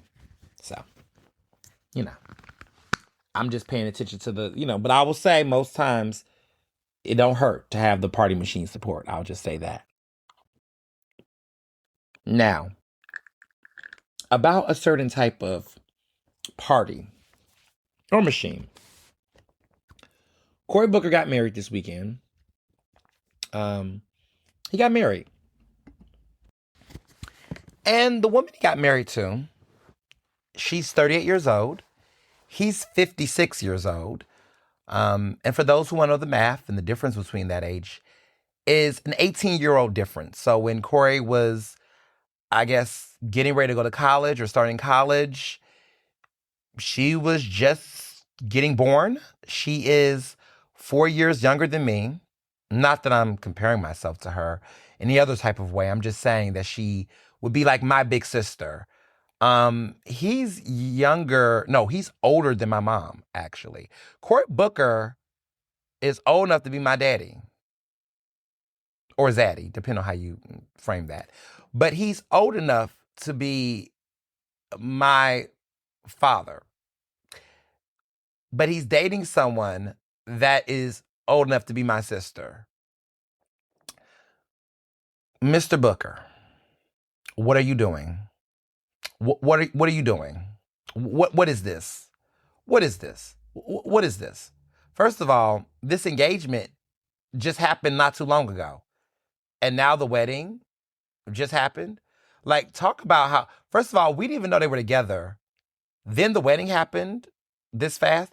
I thought that the wedding was going to happen in like 2 years or something, give us some time. I mean, the engagement was like, when? Like, this was the fastest engagement wedding. He had 2 weddings, okay?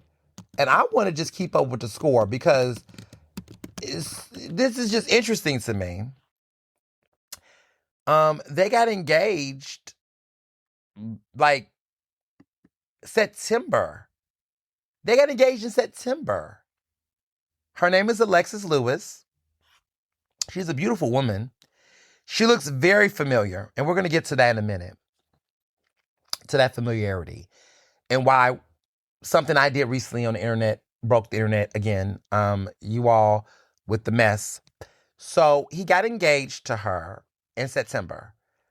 I know, right? Like, what's going on? She literally, like, what? And what's crazy is that there's a lot of stunts going on here. It's giving stunt. Now, she's a real estate, professional. She is the vice president of investments at Brasa Capital Management. So she's an accomplished woman, okay? She used to be an economic policy manager for the LA Mayor's Office of Economic Development. She got her bachelor's degree at NYU. She's got an MBA from Cornell, established woman, beautiful, smart, accomplished.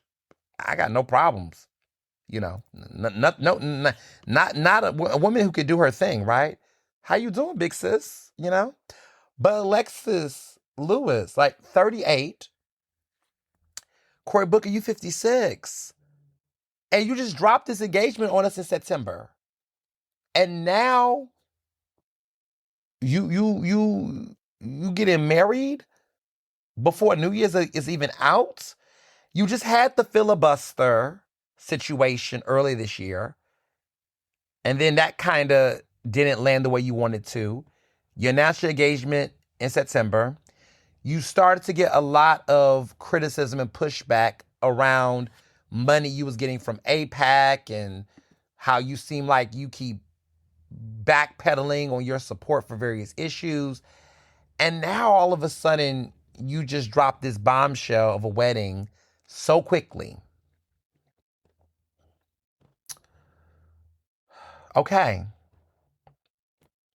That's a lot. It's a lot.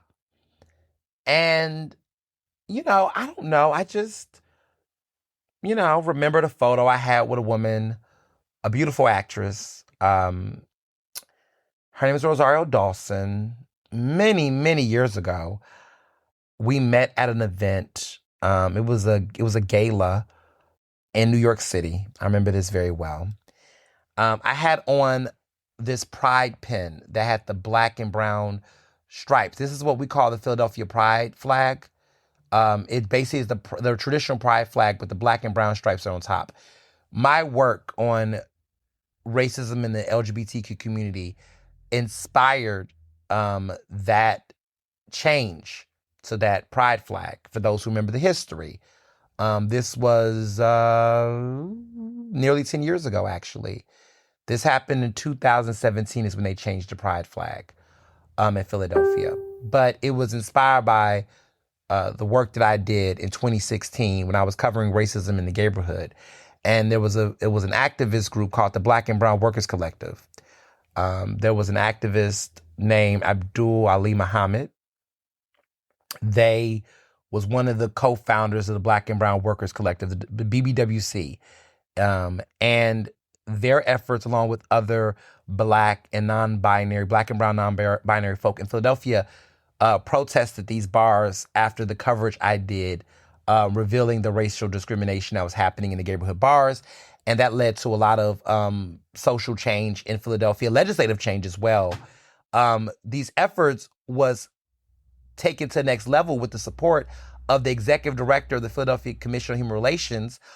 At the time, her name was Rue Landau, and this led to policy changes. And then this inspired a change in the pride flag that got black and brown stripes. So this activism, this work took off, right? I had a part of that history. And so that work, that struggle inspired that flag to be created. And that flag raising, I was a part of that raising. When it made its premiere, I was the one who helped lifted that flag up along with other activists and community organizers in Philadelphia. And that was during Pride Month of 2017. So I wore that pin that year. I got invited to a couple of events and things, and I wore that flag proudly. And at the time, I met Rosario Dawson, this incredible actress. She was in a lot of famous movies. She's everywhere. I loved her in Rent. That was my favorite, role that she was in. Because again, I'm a Broadway girly, so I love musicals. But she was in a lot of things. She was in 7 Pounds with Will Smith. She was in Sin City. She was in Kids. She was in Clerks. That was one of her Clerks 2. She was in Clerks 2. A lot of people know her for that. But she's just an incredible actress. And she's a great person. She's very progressive. Her politics are just incredible. Lovely woman, beautiful. And, I just want to say she's 46 years old. Just to put that in context there, too. Well, so I meet her at this gala in New York City, and she sees my pen, and she looks at it, she sees it, she likes it. I tell her the story about it because she supports the community. She's she's an accomplice, not just an ally, but an accomplice. And she's a lot. She's an important person. So it's important to note that. Now, I want to put this in context. During the time I believe that I took this picture with her, she was dating a U.S. Senator named Cory Booker. They dated from December of 2018 to February 2022. And Booker was not there at the time at this event, but she took a picture with me because she was an ally. People thought she came out in 2018 as being queer, but she said that was not her intention. She said people kept saying she came out, but she said she never came out. She says that she's never been in a LGBTQ relationship, but she is an ally, and that's what she has said. But no, long story short, she's always been a big fan of the LGBTQ community. And, she's always been. I mean, you can't do a show like Rent. I mean, if you know about Rent and its history and everything, you can't do a show like Rent and be a homophobe, clearly. So during the time that she was dating Cory Booker, which I did not talk to her about it. I didn't, me and her saw each other at this event. She took the picture with me. I took a picture with her, and she pointed to my pride pin and things. And apparently in February 2022, they broke up. Okay. I was a little shocked that they were together because I just felt like just her politics, she's always seemed to be more progressive than Cory Booker. She was a supporter of, she was a supporter of Bernie Sanders. She endorsed Obama for re-election in 2012. She supported Bernie Sanders in 2016. She was arrested during the Democracy Spring protest in 2016. I mean, she just always seemed to be more left than Cory Booker. But she endorsed him in the 2020 presidential election, though. And, it would have been interesting. Now, she would have became First Lady of the United States. She said she would have advocated for solutions to youth homelessness. And, when Cory Booker dropped out the race in January 2020, she went back to supporting Bernie Sanders, who she had supported in 2016. So, But Rosario Dawson has been a consistent progressive. I mean, she was arrested in 2024 when she protested against George W. Bush. So she's been consistent. So when I looked at this picture, and I noticed this when he got engaged in September to his now wife, Cory Booker, I noticed that his wife resembles Rosario Dawson, and people have noticed that. Like, and look, he got a type. It reminds me of Reggie Bush. I remember when Reggie Bush, when Reggie Bush got with a woman who looked like Kim Kardashian, his ex. I remember that. And I don't know. I just thought to myself, I've just noticed a pattern here. And so when he first got engaged, when Reggie Bush is the one who dated the woman who looked like Kim Kardashian, his ex. But when Cory Booker first, got, when he first got with, I said this statement, and I never said a name. I just simply said on September 2nd, I said, I'll pinky promise y'all that if y'all ever caught me posted up on an island engaged to a woman y'all never saw me with prior, it's because I'm seriously interested in running for United States president, and I know this country is too homophobic to seriously elect me as I am. And it wouldn't make me a stunt queen because I'm trying to save our democracy. I said that on September 2nd when Booker was engaged. It was just a coincidence. It was just a coincidence. I don't know anything. It's just a coincidence. Now here's the thing. I just, on Sunday, just shared that picture with me and Rosario Dawson. I had on a lavender bonnet, pin on my lapel. I had a lavender bonnet pin on my tux. Not my tux, my blazer. And under that lavender bonnet, I had that pride pin. And she took the picture with me, and her finger points to that pride pin. And she looks gorgeous, and I look cute, I was glowing. And I simply posted on my threads, my Instagram, guess I'll get married to a woman and run for president too. And I put a heart. Of course, you all, the internet lost its mind. A lot of you all just, I guess, thought it was shade. You all clocked this shade as you all try to say I'm being shady. I wasn't being shady. I was just simply saying that, you know, I'll marry me a woman too. Why not? And some of you all said, but you're already married, Ernest. And I said, you got to look up what a lavender marriage is. And I wasn't talking about anything in particular. I was just saying, I just, I too, I too. Why not? Why not? If that's what I want to do, let me have at it. Let me have at it. I wanna do what everyone else do, right? What's wrong? What's wrong with a little bit of, listen, okay? Some people maybe I want to explore. Maybe I want to explore. Maybe what's wrong with me, stepping out. If that's what it takes to run this country. We need some stronger contenders, right? And so let me just say that did I miss something? Why is everyone thinking I'm talking about Cory Booker, who just got married? I mean, I just thought me and this lovely ally would make a perfect pair. If I was interested. She's a little bit older than me now. She's 46, so, you know. But I'm just saying, look how she loves my lavender bonnet and my rainbow pride pin. As the straights say, love is love.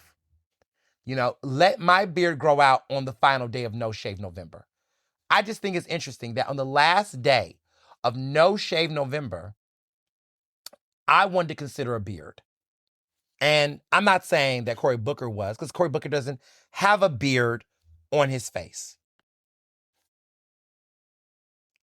Listen, all I'm going to say is that there is nothing wrong with being gay, because I'm gay, and there's nothing wrong with me for being gay. And some of you all who have this strong, anger with this, like you're acting like being gay is a pejorative, like it's a negative thing.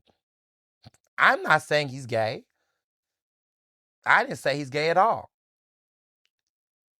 I just think that to be engaged to someone as a politician, to be 56 years old, announcing an engagement in September and getting married to a 38-year-old woman, the weekend of Thanksgiving. And I don't know, part of the reason why you had a hard time convincing people to elect you for the presidency 4 years ago is because you was not married, and then getting married so quickly and so randomly. I don't know what is that to imply. But if you all think it is something around sexuality, then I don't know. I don't know what to say. I just think where there is smoke, there might be a fire. Might be a fire. And at the end of the day, we don't know what understanding. Look, maybe it's love. Maybe it's Maybelline. Maybe it's an understanding. All I'm saying is that it is 2025.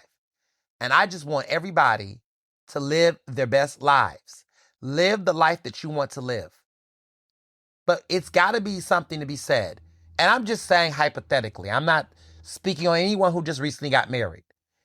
But it's gotten to a point where do I got to put on my straight jacket and put on that cape and save this country and go straight just so that y'all can get this shit back on track. Y'all got people, hypothetically, I'm just saying, y'all got people going in a different direction to save this country,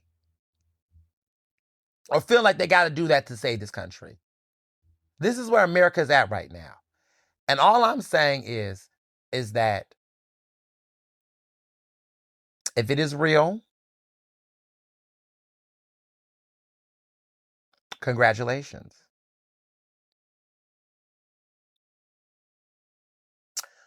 But to be fair on both sides, I remember a certain senator, a black senator named Tim Scott,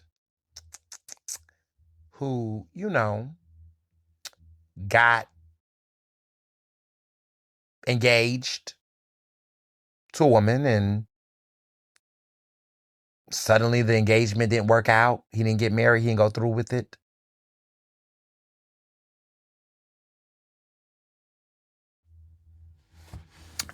Listen, I just, Listen, you Gen Xers, y'all are an interesting group. Y'all are an interesting group. The Gen Xers are just, yeah, the Gen Xers are just doing something different. Couldn't be me. It's just, look, if you like it, I love it. Is that what they say? That's what they say, right? If you like it, I love it. If he likes it, I love it. Congratulations to them. Okay, we're gonna move on. Mm-hmm. Mm-hmm. Mm-hmm. So, media changes. There's been a lot of media this week, but I want to talk about two specific cases. One, I need to get this off my chest. CNN, what are y'all doing? I don't know what Abby Phillip is doing on that show. I really don't watch it. But we're at a point where Stephen Miller's wife, and y'all know who Stephen Miller is, right? Do y'all know who Stephen Miller is? Do you know the Muffin Man? The Muffin Man, the Muffin Man. Listen, Stephen Miller is the United States Homeland Security Advisor, one of the big advisors to Trump on Project 2025. A whole problem. That man is 40 years old, and he looks like he is the Crypt Keeper, okay? Apparently, he's been out here. His wife, her name is Katie Miller. She is a conservative political advisor. Now she's making her rounds on CNN. They just hire anybody now. Now, when CBS potentially buys them, right? And they have a real conservative guard take over that whole that Discovery deal or whatever goes through, if it goes through and CBS gets their hands on it, y'all gonna really find out, because they're fucking around and finding out. And I don't know what is going on, but Bari Weiss is already looking into potentially taking over CNN and what she would do. I'm raising an eye of suspicion on all of it. But the whole Stephen Miller's wife going on there is just a total red flag for me. Like, I just don't understand why platform her. She's my age. Actually, she's born 8 days before my birthday. She's a Libra, October 4th, 1991. She is 6 years younger than her husband. Interesting. But her name is Katie Miller. Interesting times we're in. But she is she's a political advisor. She was a deputy press secretary under Trump at the United States Department of Homeland Security. That was in 2017. She's she's deep into this shit. Listen, she has a podcast called the Katie Miller Podcast. Right now, Apple, it is 2.6 stars. I mean, I don't know who's listening to it, but it's very telling. And speaking of which, if you are listening to Ernestly Speaking, you have not given me a rating, please do. We got good ratings, but not bad. We're 4.4 stars. Not bad, but we can get higher. So if you listen to this podcast and you have not given me a 5-star rating, you might want to do that, please. We will love that. We will love the ratings, please. Just shameless plug. Please give us a rating. Katie Miller's getting a 2.6. I got a 4.4. Just saying. But nonetheless, moment of reflection here, right? There's a lot to unpack. But I'm not really feeling the CNN thing. I'm really not. I just think we have too many of these, extremists, and it's getting played out. It really is. Now, I want to talk about this case. Pay attention, y'all. OpenAI just lost a key discovery battle, and it looks like it's ceding ground to this authors in this AI lawsuit. Now, this was reported by the Hollywood Reporter, but a lot of people are saying this issue with them has been a major. There's been an issue with this whole issue with authors, right? There's a major lawsuit that's happening. This has been a major. The issue has been a major battleground in discovery. Apparently, OpenAI could be on the hook for hundreds of millions of dollars, maybe even billions, if it was aware that it was infringing upon copyrighted material. So, for those who don't know what's going on, authors and publishers have gained access to Slack messages between OpenAI's employees discussing the erasure of data sets named Books 1 and Books 2. Now, this again was reported by the Hollywood Reporter. They basically report on this big story. Now, the court held off on whether plaintiffs should get other communications that the company argued were protected by attorney-client privilege. This is OpenAI. They lost this key discovery battle over internal communications related to the startup deleting 2 huge data sets of pirated books, which is a development that further tilts the scales in favor of authors suing the company. So several authors, several of them, right? Because this is what's at stake. Billions of dollars, potentially, OpenAI's defense in the case. They're saying that could potentially prove that they willfully infringed upon the copyright, which could trigger significant damages of $150,000 per book. So if your book got stolen by OpenAI, you could be potentially, your book could have been impacted by this. Listen, y'all. I'm trying to see if the case for cancel culture was impacted by OpenAI. And if it was, I might stand to benefit. $150,000 might be going to the publisher. I could get a check from this. Now, I don't know how I feel about it. Cut the check. If OpenAI, if you infringed upon my book, Macmillan Publishers are coming for you. And that's why it matters to have a book published by a major publisher, because they will defend my copyright. My book has all the rights in reserve. That is my written work. I wrote that book. If OpenAI took from my book, from my copyright, okay, that's my shit. In the words of Beyonce, bow down, bitches. In the words of Rihanna, bitch better have my money. OpenAI, you heard them, $150,000 per work. They're litigating right now. If it looks like you all was stealing books, you got to cut the check.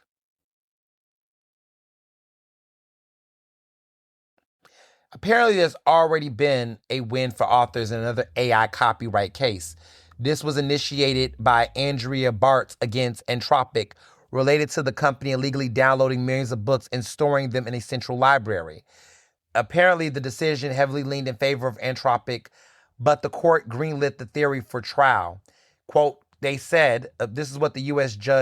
District Judge William Alsup said, that Anthropic later bought a copy of a book it earlier stole off the internet will not absolve it of liability for the theft.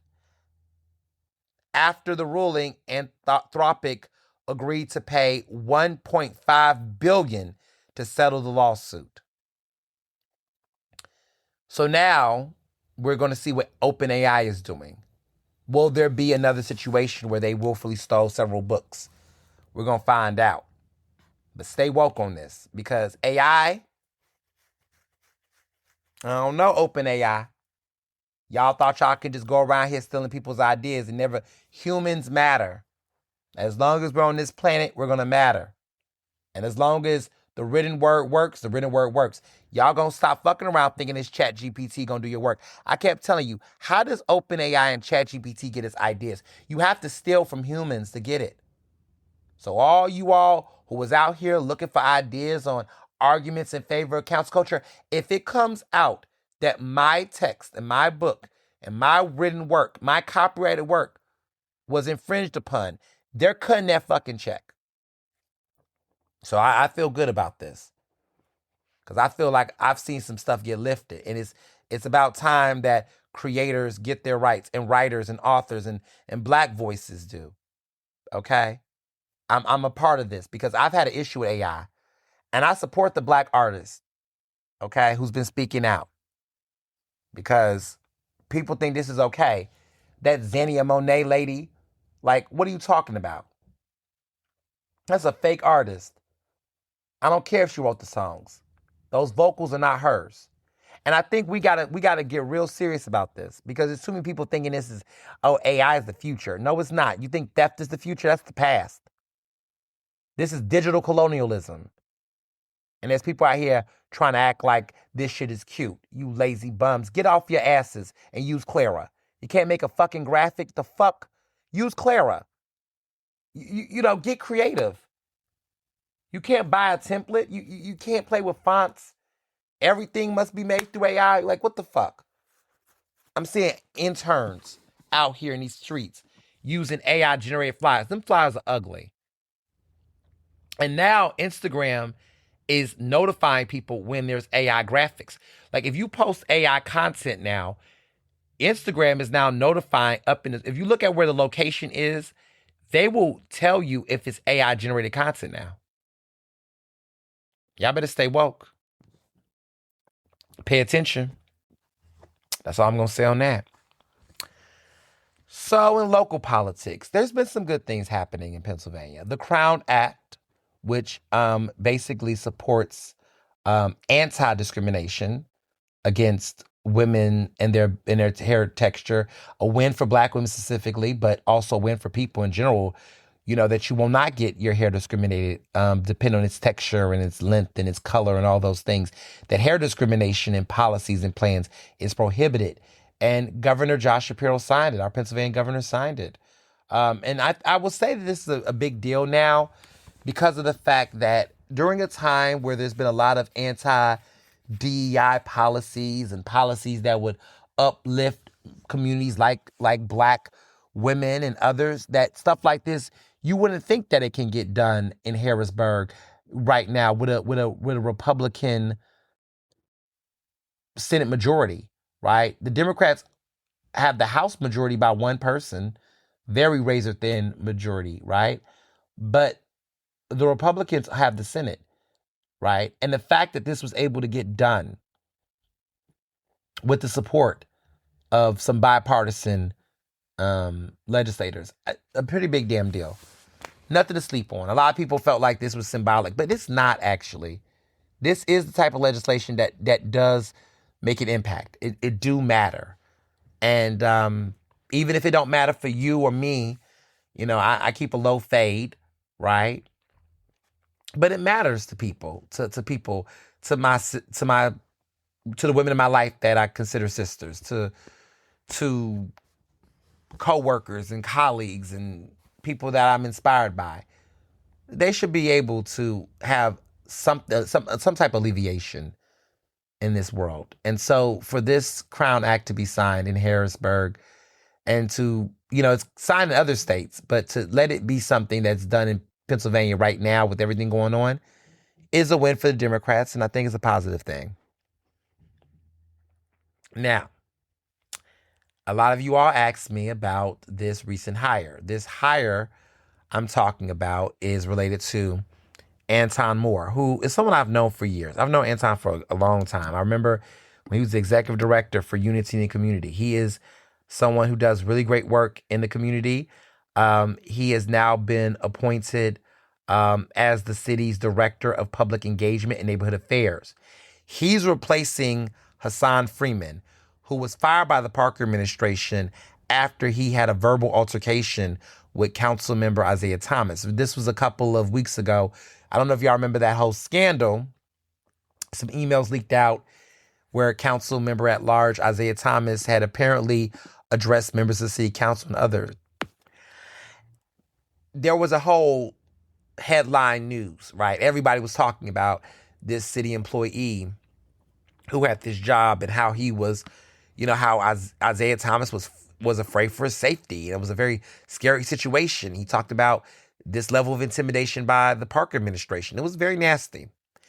And Hassan Freeman worked under Chief Deputy Mayor Sinceri Harris.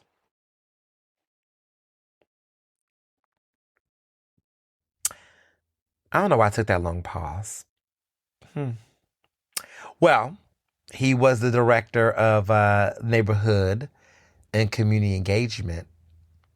Well, Parker said she renamed the role to reflect the added responsibilities while appointing him to now work under Chief of Staff Tiffany Thurman. So now he will be working under her. Now, y'all know who the big three is. It is Chief of Staff Tiffany Thurman, Chief Deputy Mayor Sinceri Harris, and Deputy Mayor, what's her name? Vanessa Harley Garrett. I don't know why I said Garrett Harley. I always get the abbreviations wrong. It's yes, Vanessa Garrett Harley. She is a deputy mayor in the park administration. She's a deputy mayor for the Office of Children and Families. She oversees the Department of Human Services, Parks and Rec, and other things. So she does some great work. So yes, Vanessa Garrett Harley is serving as the chief deputy mayor for social impact and strategic initiatives. So she's a lot under her umbrella. So she holds these top tier positions, and she's making it work. So she's a part of the big three. It's Vanessa Garrett Harley, Tiffany Thurman, and Sinceri Harris. So yes, Hassan Freeman previously worked under Chief Deputy Mayor Sinceri Harris. I don't know why I keep making that long pause. What is that pause supposed to imply? I don't know what it implies. But apparently, 2 months ago, there was a verbal altercation in which Hassan had reportedly confronted Isaiah Thomas, defending Sinceri's honor, apparently. And he felt that there was some words between Thomas and Sinceri Harris at a previous setting. And I guess Isaiah described the altercation as being, quote, negative and disturbing. Whatever it was that Isaiah Thomas, whatever argument or disagreement that Sinceri Harris and him had, it made Hassan feel so upset that he felt like he must confront Isaiah Thomas, on Sinceri's behalf. Not that Sinceri Harris brought him there, but, he just really felt like he had to defend her. I mean, because that's what, people who work under their bosses do. I don't know why I'm making this long pause, but,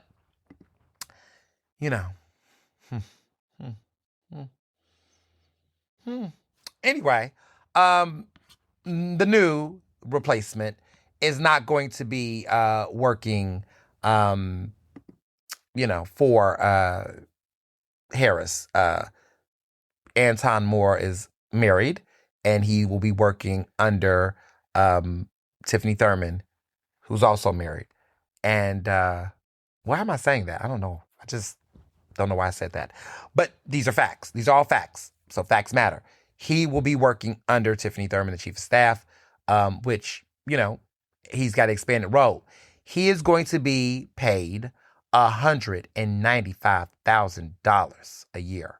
He's 39 years old. He was a ward leader.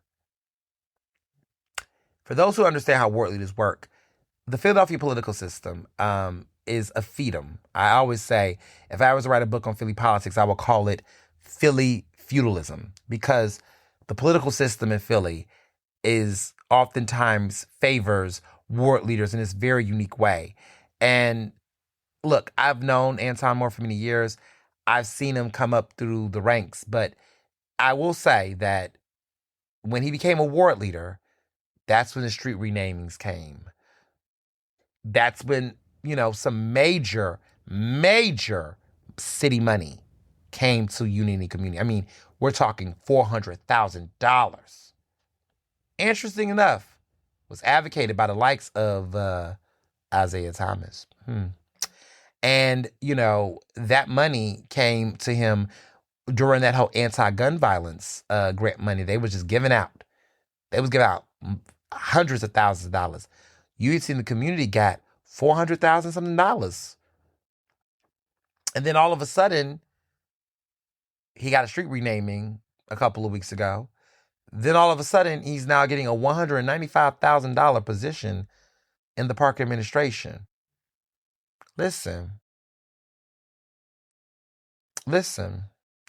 He was a Democratic leader of the 48th Ward in South Philly. He's got a lot of strong political connections.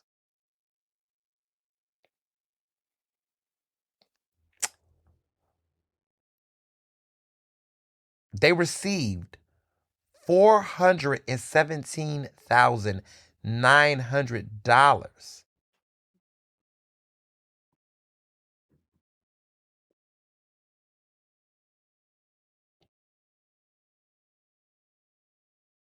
And I just want to add that there was a report that came out about that city anti-violence grant program. Because I was talking about that, and it's been reported, the Philadelphia Inquirer reported about this, that during that time, in 2023, Unity Community, which he was the executive director of, he founded it as well, that they received about 60% more in funds than the $258,000 they applied for.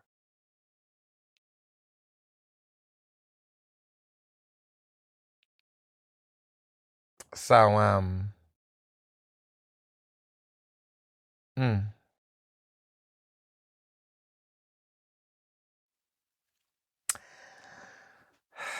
I'm just saying that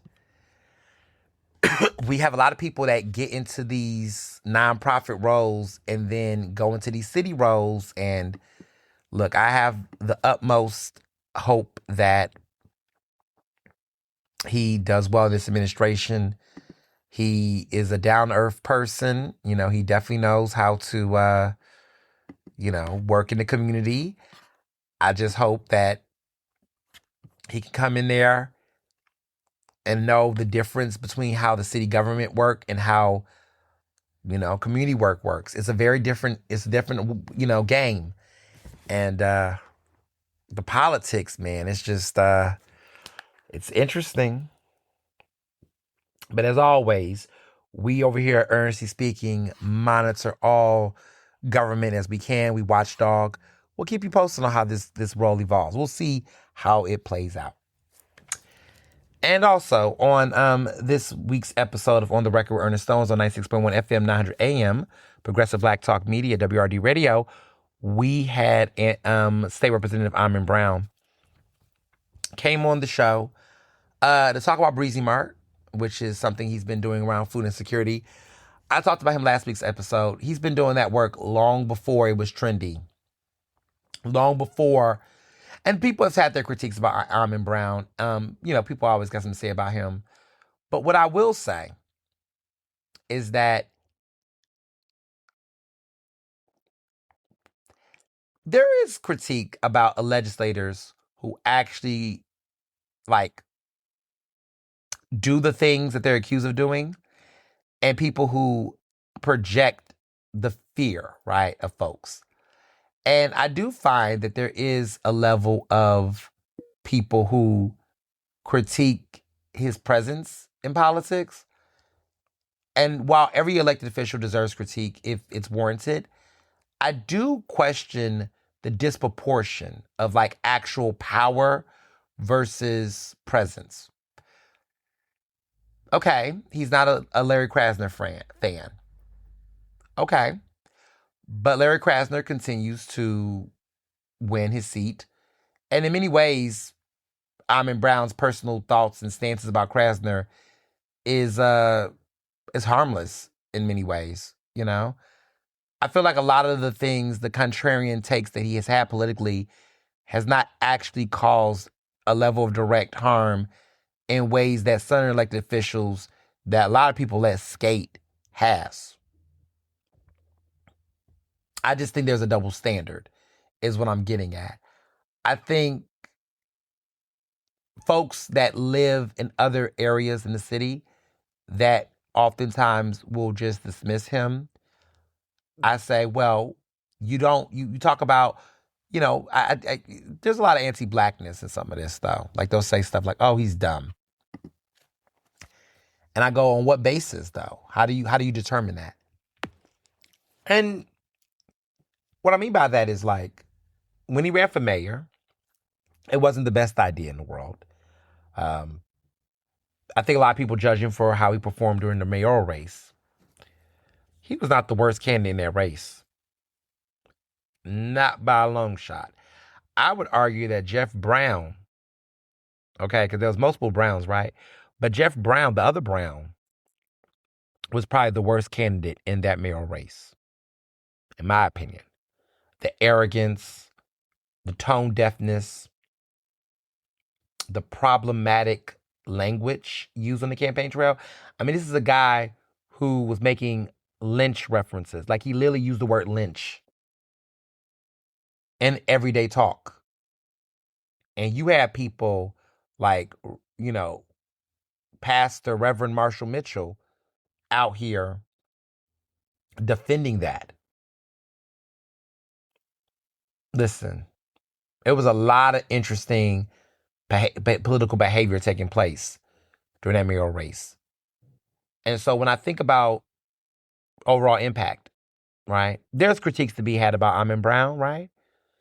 Some people could say that he panders too much to the police. I can see that. But I also think when I look at the engagement of the district, because he used to be my state rep, now my state rep is Rick Kajewski. I think we missed these marks. He's a millennial, so I'm always going to have a little bit for the millennial state reps, okay? The Anthony Bellmans, the Andre Carrolls, the millennial state reps, I'm going to always, I guess Rick Kajewski is a millennial state rep. My thing with Rick Kajewski, because a lot of y'all ask me, like, how do I feel about him?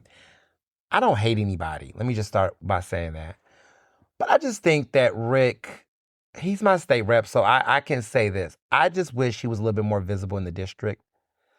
And I think that's why I kind of have a little bit more grace for Almond Brown.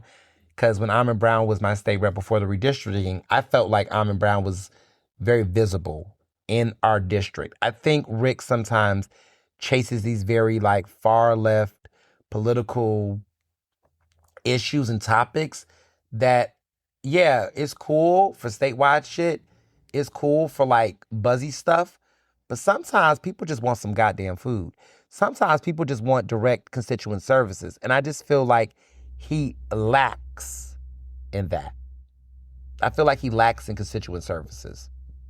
And I talk to people that live in my district. And I feel like it's a divided district. Like, half of it, when you talk about the University City, the gentrifier base of folks, they like him. He speaks to their issues. But when you look at some of these elders, these senior citizens, and some of these older black people that live in the neighborhood that's been there forever, he just seems a little distant to them. And so I always think that that's why he always gets challenged. I think he can win re-election because he's an incumbent.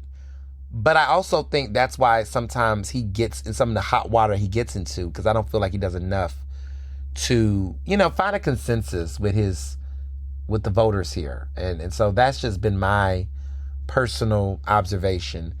But when I interviewed Almond Brown on the show, he talked a lot about giving food the dignity and how people can get involved around food giving, and really emphasized that, especially elected officials, if you want to get in the food distribution game, you got to give out, like, real numbers. Somebody listened to the episode and thought that he was throwing shade at city council member Jamie Gautier because I guess the city council member, she's my city council member, I'm in the district in West Philly, 3rd Councilmatic District.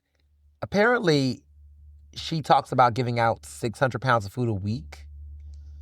600 pounds of food is not a lot of food, especially for a councilmatic district to give out. I mean, have y'all weighed things? Like 600 pounds is not a lot of food. And not in mass, at least, you know? So when it came out that she gave out 600 pounds of food a week, I didn't know initially who Amon Brown was talking about. But when he made the reference, apparently somebody caught it. They say people say catch the shade. And to be clear, there's been history between Gautier and Brown. Like they bump heads a lot on political issues. She's always backed a challenger against him when he ran for state rep. I don't know if he's gonna have a challenger this time around, but no, I think there's somebody who's interested in running against him, but I don't think it's coming from the Working Families Party at least. But he's always has had a challenger every time he's run for re-election. I think he's going to be a shoo-in this time around, given everything that's going on. But I thought it was an interesting interview to have, especially given all the conversations around food insecurity, SNAP benefits, and whatnot. So if you want to check that episode out, it is in the link in the bio. He throws a lot of shots actually throughout that episode. If I'm being quite honest, I won't get into all of it, but if you want to listen to the full episode, it is in the link in my bio, and you can see for yourself if you can catch all of the various references and points. So this week's Ask Ernest, you all had a pattern of questions that was related to the Oprah podcast, which I do listen to from time to time. But she did an episode recently about a trend, and I say trend in parentheses, around, I guess, children cutting their parents off, like not coming to see them for the holidays, not having contact with them. And I listened to the episode, and a lot of you all want to know my thoughts about it because you all know I've talked about setting healthy boundaries with family members in the past and things of that nature. And also I have friends who I know who have cut their parents off.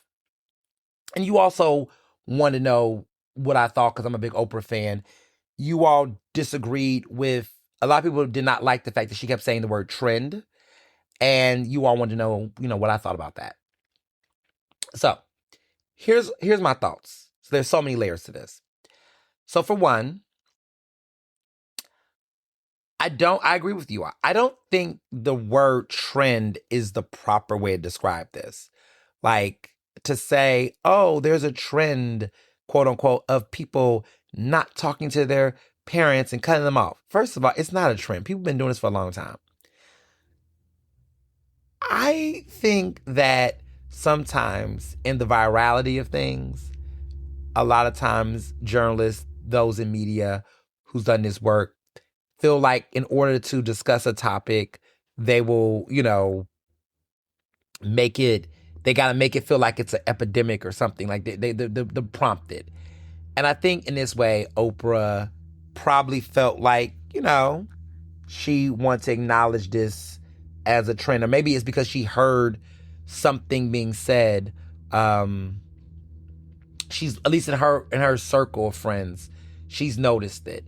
And I wonder if it's like an age thing where are some of these individuals that are in her network, because she doesn't have any children of her own, but is it that her friends, their kids are now at a certain age where they're at that age where they can do the cutoff? Like, I wonder, did she not have any, when she was in her 30s, did she not have people cut their parents off? Because even if you know Oprah's story, she's went through these phases where she talked about how she learned how to forgive her own mother. And so I think about, like, didn't you not have a phase where you kind of, did distance? So I do agree about the idea around the question mark of it being a trend. However, I think there's something more surface level or more to unpack in the dynamic of that interview and in the show itself. And some of you all may say, look, I ain't got time to listen to the episode. Can you tell me what's going on? Can you tell me your thoughts about it in a nutshell? So this is my interpretation of things.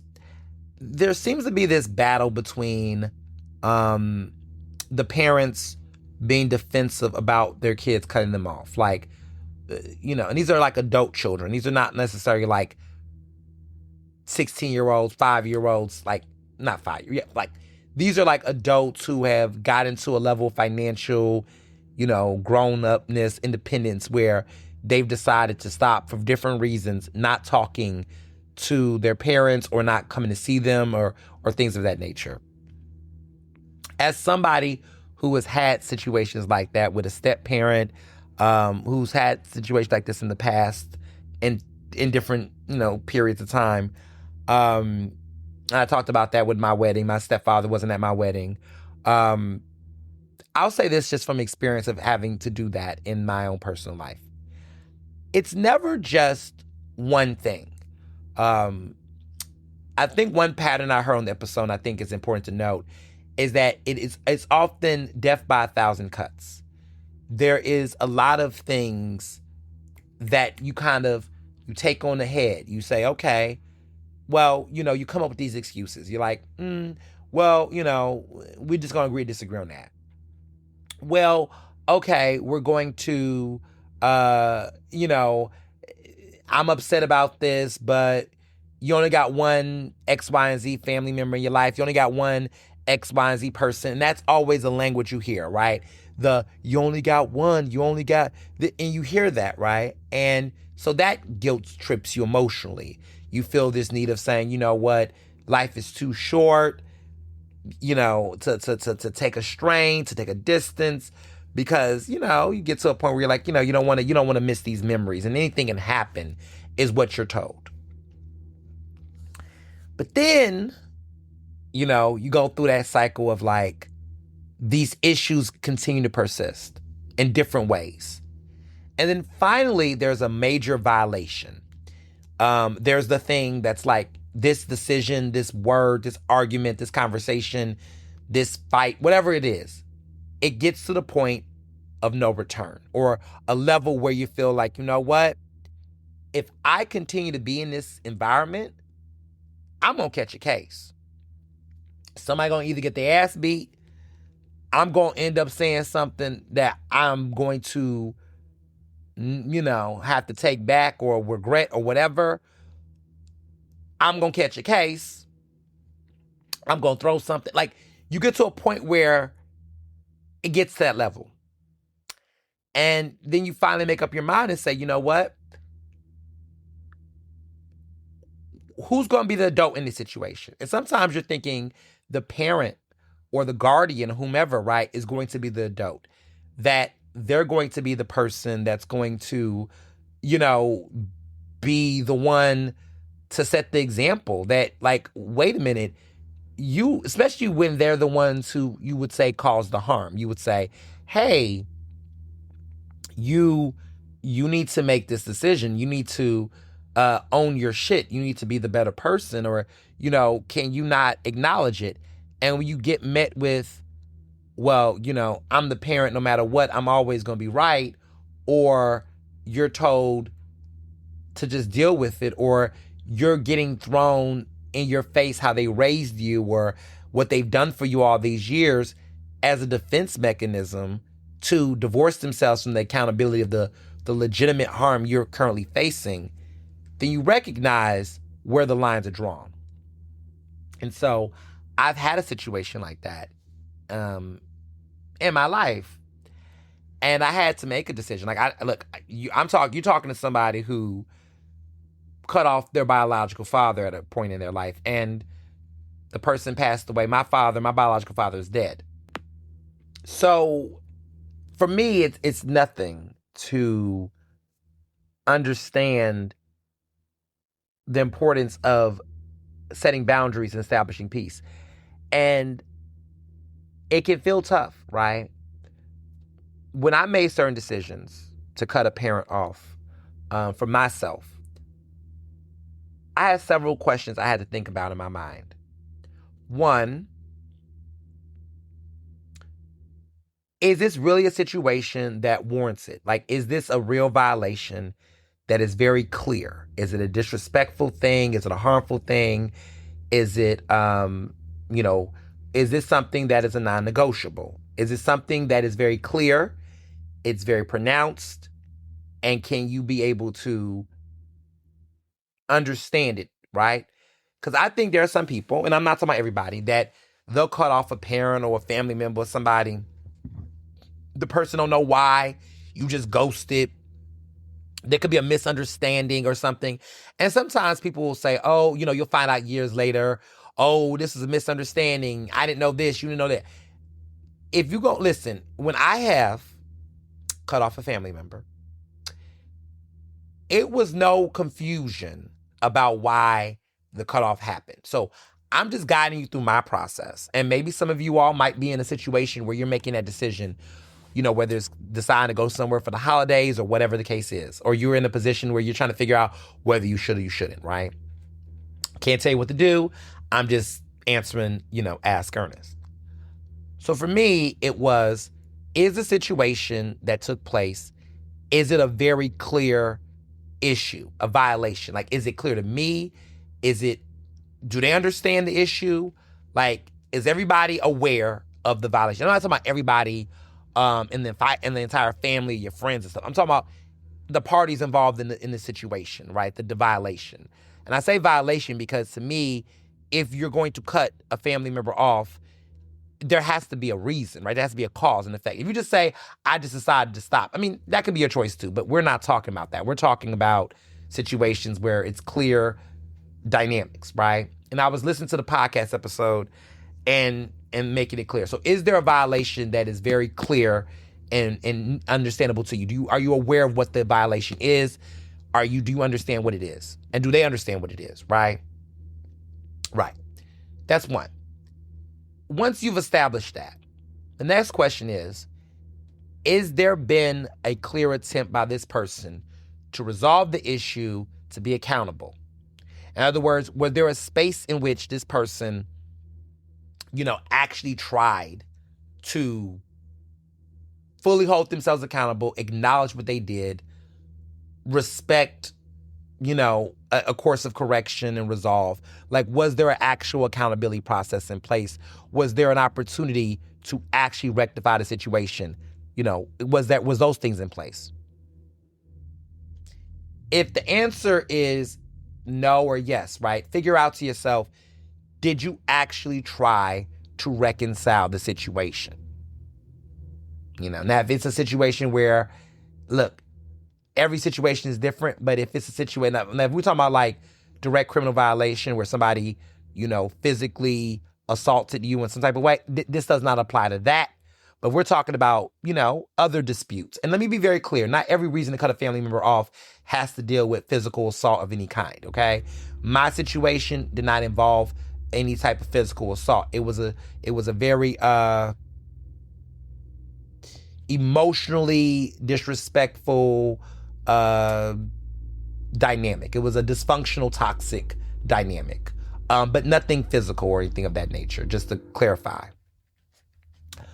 So if it's clear that there was an understanding of an opportunity to apologize, to course correct, to make amends, and that was not addressed, or there was no attempt to, actually, be accountable to those things, that's also another step, right? Okay, if there was not and they did not, that's another sign, right? And then lastly, if you think that your presence in the situation will only further cause more trauma either for you or the person or the dynamic involved, do you think that being in the presence is only going to make you more upset, trigger you more, or set you up for more dysfunction, frustration, or upsetness? That's another situation to consider as well. So if the answer to all of the questions I had just posed is a very clear yes, like, yes, the violation is very clear. Like, they know what they did. I know what they did. What they did was unacceptable.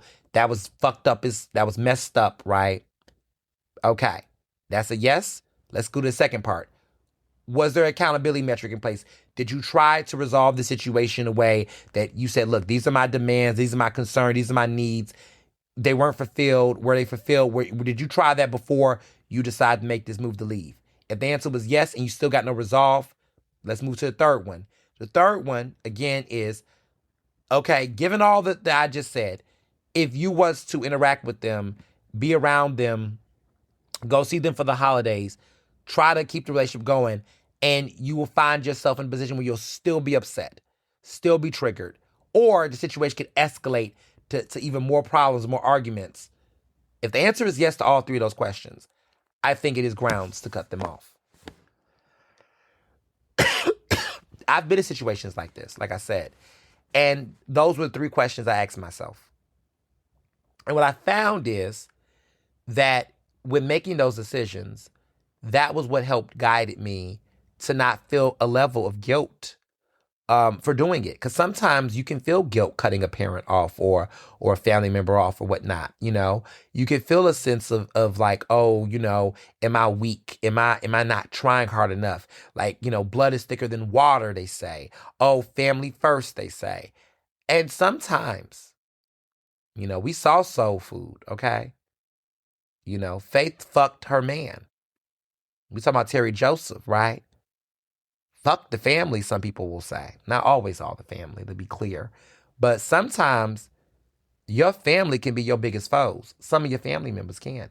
Sometimes you got to figure out what family looks like to yourself and redefine it. I have had some people in my life, friends in my life that I've had been friends with for years. Jamarcus, for example, has been more of a family member to me than some of my blood relatives. Has been more of a listener, more of an encouraging person, a supportive person, an honest person to me than some of my own relatives. And I would say vice versa. I think if you was to ask Jamarcus, who was pretty much a brother to me at this point, but if you was to ask him, would he consider me to be somebody like more loyal to him? I think about Oprah when she talks about her relationship with Gail, and she talks about the sister she never had. That's how I look at Jamarcus in that same way. You have some people in your life that's there. People call it chosen family. I do believe that family is what you make of it. Now, this is not to say that you replace the entire family with friends. I do clearly have actual blood family members and relatives that I'm close with, of course. I love my brother, I love both of my brothers. I have a good relationship with blood family members, my cousin, Rachel, everyone. I have close relationships with family members that are actually blood relatives, right? But there are some family members that I'm related to that I don't communicate with because to do so would actually create more problems for me, for them, for everybody involved. It would just create more tension. And so choosing peace, not just for myself, but for situations, I think has been more rewarding. Not having to walk on eggshells, not having to worry about, preparing myself to go into a certain situation. When you get to a certain age, and I think when I was listening to the Oprah podcast, some stuff just don't feel like it's necessary. You got to ask yourself the question, do I have to go home to the holidays to put up with a certain relative or a certain person? Maybe I sit this one out. Maybe I choose, you know what? Maybe I want to do something a little different because coming around creates certain types of environments that always ends up in the same chaos. Maybe sometimes your absence will send a message more loud and clear than your presence. Sometimes you got to make people miss you. Sometimes you got to make people reflect. Because when you give people chances and chances after chances, and I will tell you, that is one thing about me. I don't know, it's my strength, but sometimes it's my area of growth. I do give out a lot of chances, believe it or not. I think with close friends and family members, I find myself, and I think it's a good thing actually. I don't regret being graceful. But one thing I'll tell you about a Libra though is that once a Libra is done with you, a Libra is done. Or if a Libra does come back, a Libra never comes back the complete same. Because when the grace is given for a reason. And you don't keep replenishing grace. I think sometimes people take that word grace the wrong way. Everything is not necessarily a graceful situation to be real with you. You know, sometimes a person can piss you off. Y'all can have an argument, match up, move on. That ain't giving grace. You just move on. Sometimes it's a situation where you can give grace and you say, listen, you have failed miserably. But then the expectation can be, if that's going to be given, you can't go back and do the same thing again. Because to do it again is to imply that you just have no fucks given. And when you have no fucks given, it's like, yeah, it's time to go. So I think for me, navigating this, and this is my advice to people, because I know a lot of people go through these situations, especially during the holidays. My advice is have the understanding of why you're making a decision for yourself. Understand why you're making the decision to cut a family member off, if you need to, for yourself. And don't feel the pressure of other people's mantras, because they're not going through what you're going through. So if people are telling you things like, you only got one mom, you only got one dad, you only got one brother, whatever, that's all cool and dandy. But if the situation that you're dealing with is putting you in a space where that relationship will only get worse and get to a point where it can get really, really worse, like fractured to the point where there's no return, you might need to give yourself some space from them. And you decide when you want to come back. And you decide, because you guys sometimes have to teach people how to treat you. I've had situations with certain family members where I felt like I was being taken advantage of. I felt like I was being taken for granted. I felt like people were doing things to me that they wouldn't allow anyone else to do to them, but they thought because I was so gifted, I was so accessible, that I had certain things that they felt like, you know what, it's okay to do that to him because he got this, he got that, he'll be all right, he'll be fine, he'll get over it. Oh, he got too much. He always getting something. He's always whatever. And so people will assume that they can disrespect you or take advantage of you based on how they assess the blessings in your life. But at the end of the day, people are people, regardless of how much they have or don't have. Everybody is deserved a level of respect and consideration, even if, right? Even if they might be having other things going on in their life. I think I've noticed in the past 2 years, I've had to establish certain boundaries or correct people on how they indulged me and engaged me.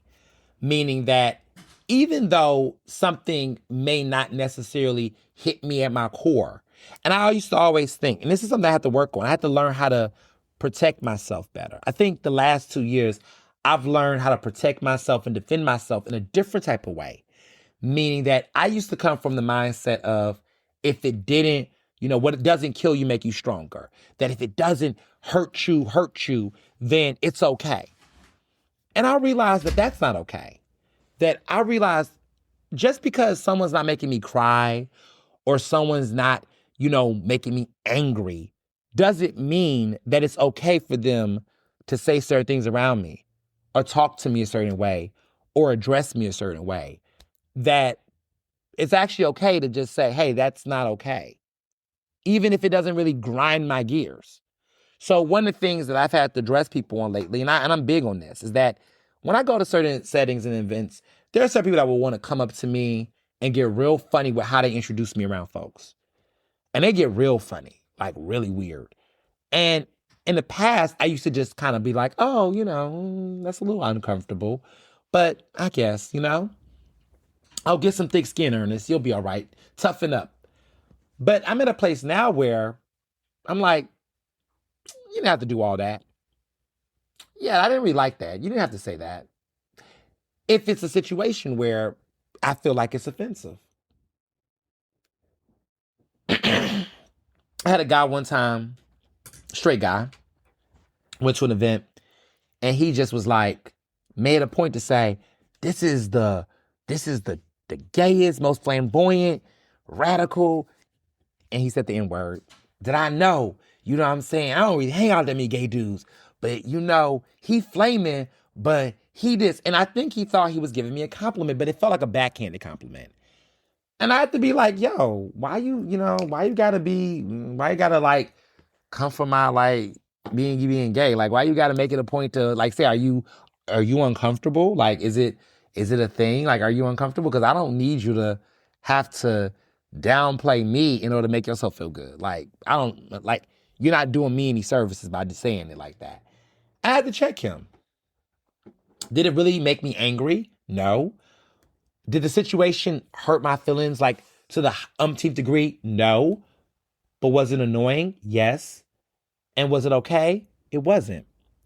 And I think I've learned through time that everything doesn't have to be a bruise, a physical bruise, or a very outlandish, over the top epithet or disrespect for me to not have to defend myself. I've had situations people make backhanded compliments about myself in a racial way. They would say something like, "Oh, the Ernest is a great writer, to be a black, queer, marginalized voice. For a black writer, I was impressed by his voice and his usage. He has very great diction, and great word usage for someone who came from a underprivileged background." I say, hold on. What the fuck? Like, wait a minute. Hold on. Okay. And I have to check somebody, like to say, this feels very backhanded and a little passive aggressive and microaggressive. Like, what are you talking about, right? Again, but these are people who will act like they mean well, that they didn't mean any harm, that wasn't, they didn't mean it that way. And so sometimes people will treat you like you're being ungrateful or you're being difficult because you are demanding a certain level of respect. And so I've had to come to terms with the fact that my personal emotional security and safety is important to me and should not have to be sacrificed in the pursuit of getting along to get along. That I don't have to make, because that's how you get by death by 1,000 cuts. So many black people, so many black queer people oftentimes endure these slights. And you go through these slights a little bit, okay, I'll take one on the head, I'll take one on the shoulder. But the more and more you get it, you start bleeding. And I saw myself at a point a couple years ago where I began to feel a level of anger, not on one particular incident, but overall, where I began to feel a level of like, fuck everybody. And I said, I don't want to feel like that. I don't want to feel like everybody can get it because I'm upset at one particular incident. But because I was experiencing these little slights from so many different people, I got to a point where I was like, you know what? I'm just going to start letting it be known immediately. Nah, I'm good on that. Chill. That ain't okay. Why you said that? I don't like that. That was doing too much in real time. And if that makes the person feel uncomfortable, if that makes the person feel like they need to rethink what they're doing, good. Because I think it's important for you to teach people how they should address you and how they should treat you. And so if you feel like you have a parent or a loved one or someone in your life that you feel like consistently disrespects you, sometimes you got to teach people how they should treat you. And if that means letting them know that you're not going to be their punching bag, that you're not going to be their scapegoat, that you're not going to be that person at their job that they don't have the balls to check or go off on, that other person in their life that they know better than to go off on, you're not going to be that person. You're not going to be that example that does not need to be made by somebody else. You don't need to be somebody else's, pen and get written off. You don't have to be that. So yeah, that's my read on it. I think saying it in this way has been therapeutic for me, just a reiterator on the decisions I make. Because I get it. People will guilt trip you. People will make you feel like they're entitled based on bloodlines and ties, seniority of a relationship. And people always say, you only have one this or one that. And you know what I will say back? You only have one me. There's only one Ernest. There's only one you, right? So if they want to choose to be stuck on stupid and not get with the program on how they respect you, then it's not a relationship worth salvaging. It takes two people to have a relationship. Let me say it again. It takes two people to have a relationship. And reciprocity is important. Everybody has to come to the table and be real and be transparent and be their best selves. It can't just only be you or them. Everybody has to come to that table and be willing to be coherent and transparent and respectful. It can't just be only you putting in all the effort. It can't be you putting in 75% of the effort. It has to be a level of balance there. And it's not always going to be 50-50, but there has to be a concerted effort on both sides. And if you don't see that, deuces. Deuces. And that's my answer to this week's Ask Ernest.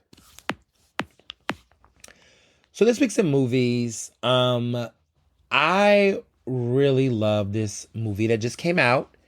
I talked about it a little bit a couple of weeks ago, but it's on Oscar's watch. It's called Hamnet. It is by Chloe Zhao, who directed Nomadland. She became the second woman to win an Oscar for Best Director, following Catherine Bigelow, who did the movie The Hurt Locker. Hamnet is this story that pretty much explains William Shakespeare's, based off of a book called Hamnet, Hamnet. It explains the origins of how Hamlet became Shakespeare, one of Shakespeare's most profound plays of all time. Hamlet is up there. I debate what is my favorite Shakespeare play. Romeo and Juliet is definitely a top tier one, right? Othello is cool. I'll put A Midsummer Night's Dream. I feel like my number one is Hamlet. I feel like Hamlet is my number one. Yeah.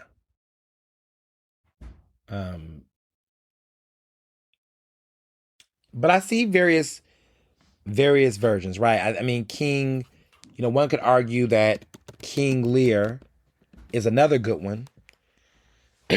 King Lear is a really good one, actually. But yeah, it's I mean, Denzel and King as King Lear would be is oh my goodness, that's a really good show. Macbeth is also good. Macbeth is strong. But I think Hamlet might be my personal favorite Shakespeare play. Much Ado About Nothing is pretty cool. But yeah, I will say Hamlet. I would say Hamlet. And also, if you don't know, but that Denzel is a big Shakespeare head. I mean, he's done a lot of Shakespeare. He did a Broadway revival of Julius Caesar. He was in Much Ado About Nothing that came out in 93. That was by Kenneth Branagh, who he played Don Pedro in that. He also was in The Tragedy of Macbeth. He also did the Broadway revival of Othello. He just did that earlier this year. So Denzel is a great Shakespearean actor. I really love him in his Shakespeare. A lot of people like to clown Denzel, but he is great. And if he does King Lear, oh my goodness. Okay. we're gonna have a talk. We're gonna have a lot to talk about. Um, yeah, yeah, because that was some years ago. He did that like over 30 years ago, which is crazy to me. But we forget about Denzel in that movie, Much Ado About Nothing. We forget about that. That was an era, okay? For those who remember, he was fine. Oof. Denzel is just a great looking man. He doesn't. He's just great. I mean, who doesn't like Denzel? I mean, come on. But anywho, Hamlet.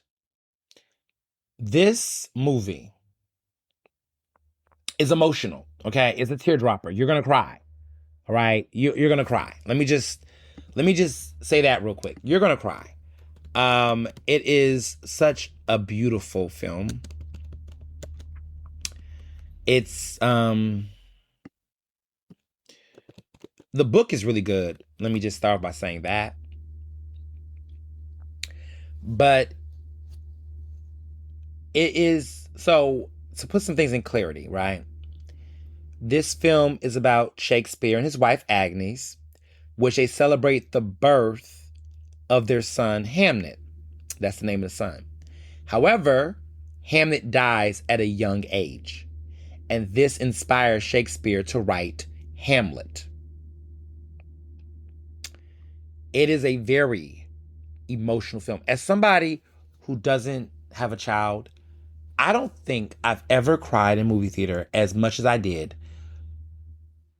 for a movie about losing a child. Like, I don't know if I mean, John Q with okay, so you know what? I do like me some John.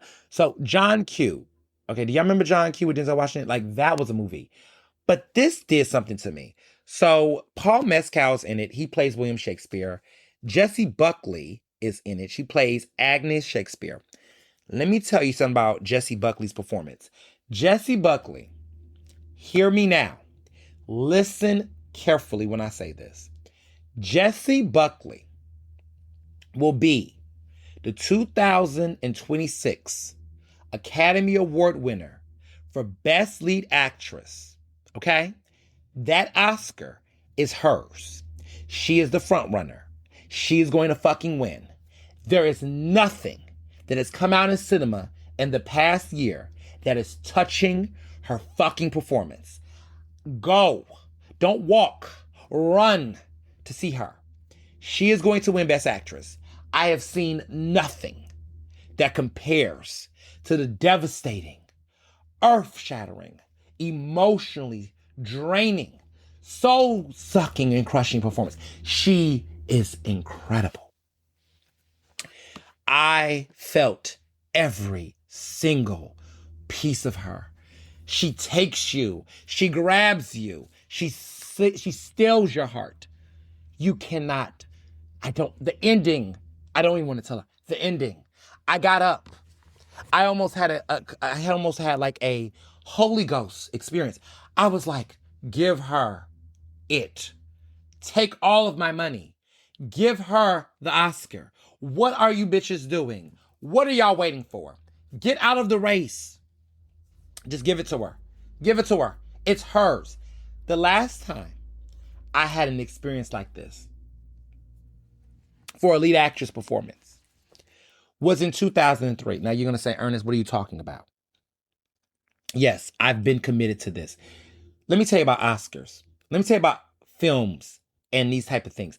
I care about Oscars and films and predictions the way that the straights care about sports. You know how like the straights like to talk about stats and teams and players and coaches? That's how I talk about films and the Oscars and the directors and the actors and the performances and the ranges and the stats. That's how I talk about Oscar watch and Oscar season.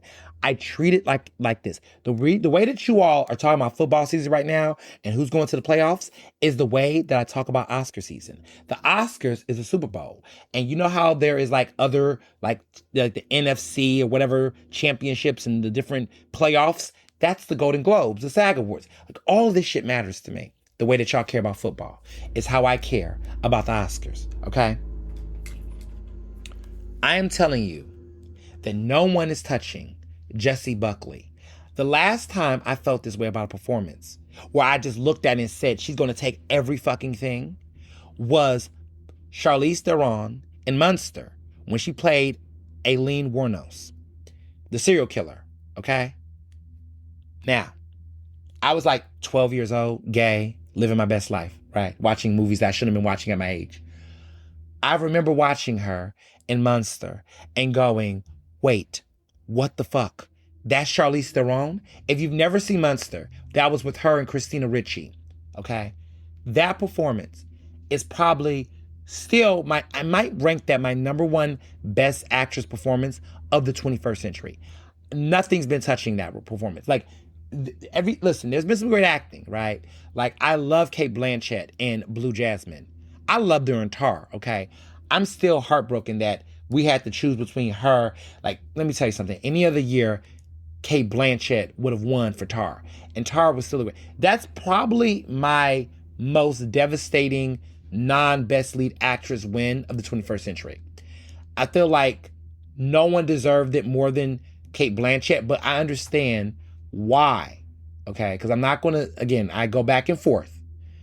Because let's be clear, Michelle Yeoh deserved Best Actress for Everything Everywhere All at Once. It was just a super competitive year, okay? Let's be clear. Well, you might say Glenn Close and The Wife. That might have been my second place. Let me see. I probably will put Glenn Close at number one. Take that back for The Wife. No one deserved it as much as her. But Tar for Cate Blanchett number two, for sure. But anywho, I digress.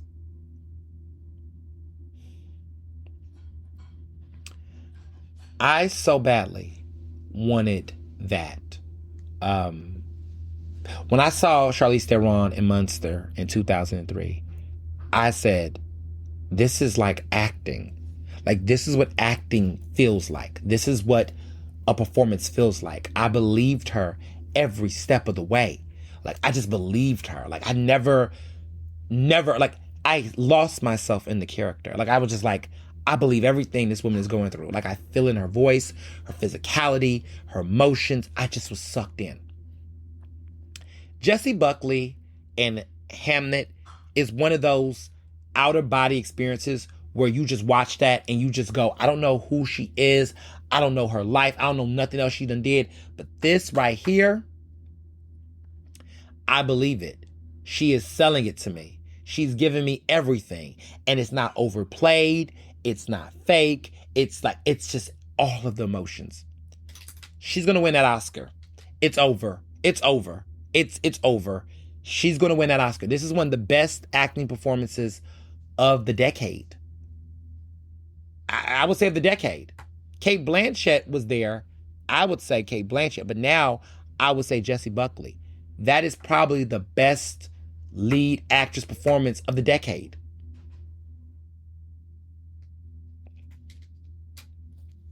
I words can't describe my emotions about it. Yeah, this is some great work.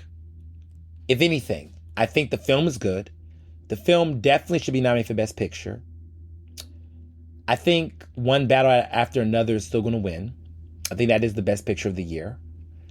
But this is an easy toss-up. I would easily put this... I think One Battle Another is going to win because of just everything behind it. You know, Paul Thomas Anderson,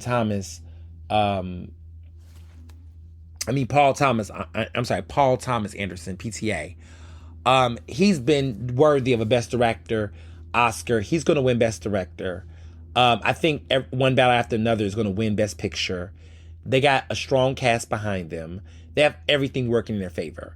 So I think that they're still the front runner for Best Picture. But this is a close second. I don't think anybody can touch her for Best Actress. I think she's going to sweep. She's going to sweep. This is a sweep. This is a sweep. If anybody gets it over her, it's a scam. Pack up, we're leaving. It's a lie. Nothing's touching this. I don't see a case for anybody. Anybody else should just be happy they're nominated alongside of her. You know, but they should be getting up to clap, you know. The only time we're going to see another person win Best Lead Actress in another category is going to be the Golden Globes. She's going to win the lead actress for drama, but whoever is in the comedy musical, that's up for grabs. I don't know who's going to get that. I mean, I would like Cynthia Erivo to get it, but because Wicked for Good did not get the best reviews from critics, even though the film did really well at the box office. I mean, the film is doing wonders at the box office, okay? I would say that it's good, it's good. It's good stuff. So, there's that. I also recommend people go see Zootopia 2.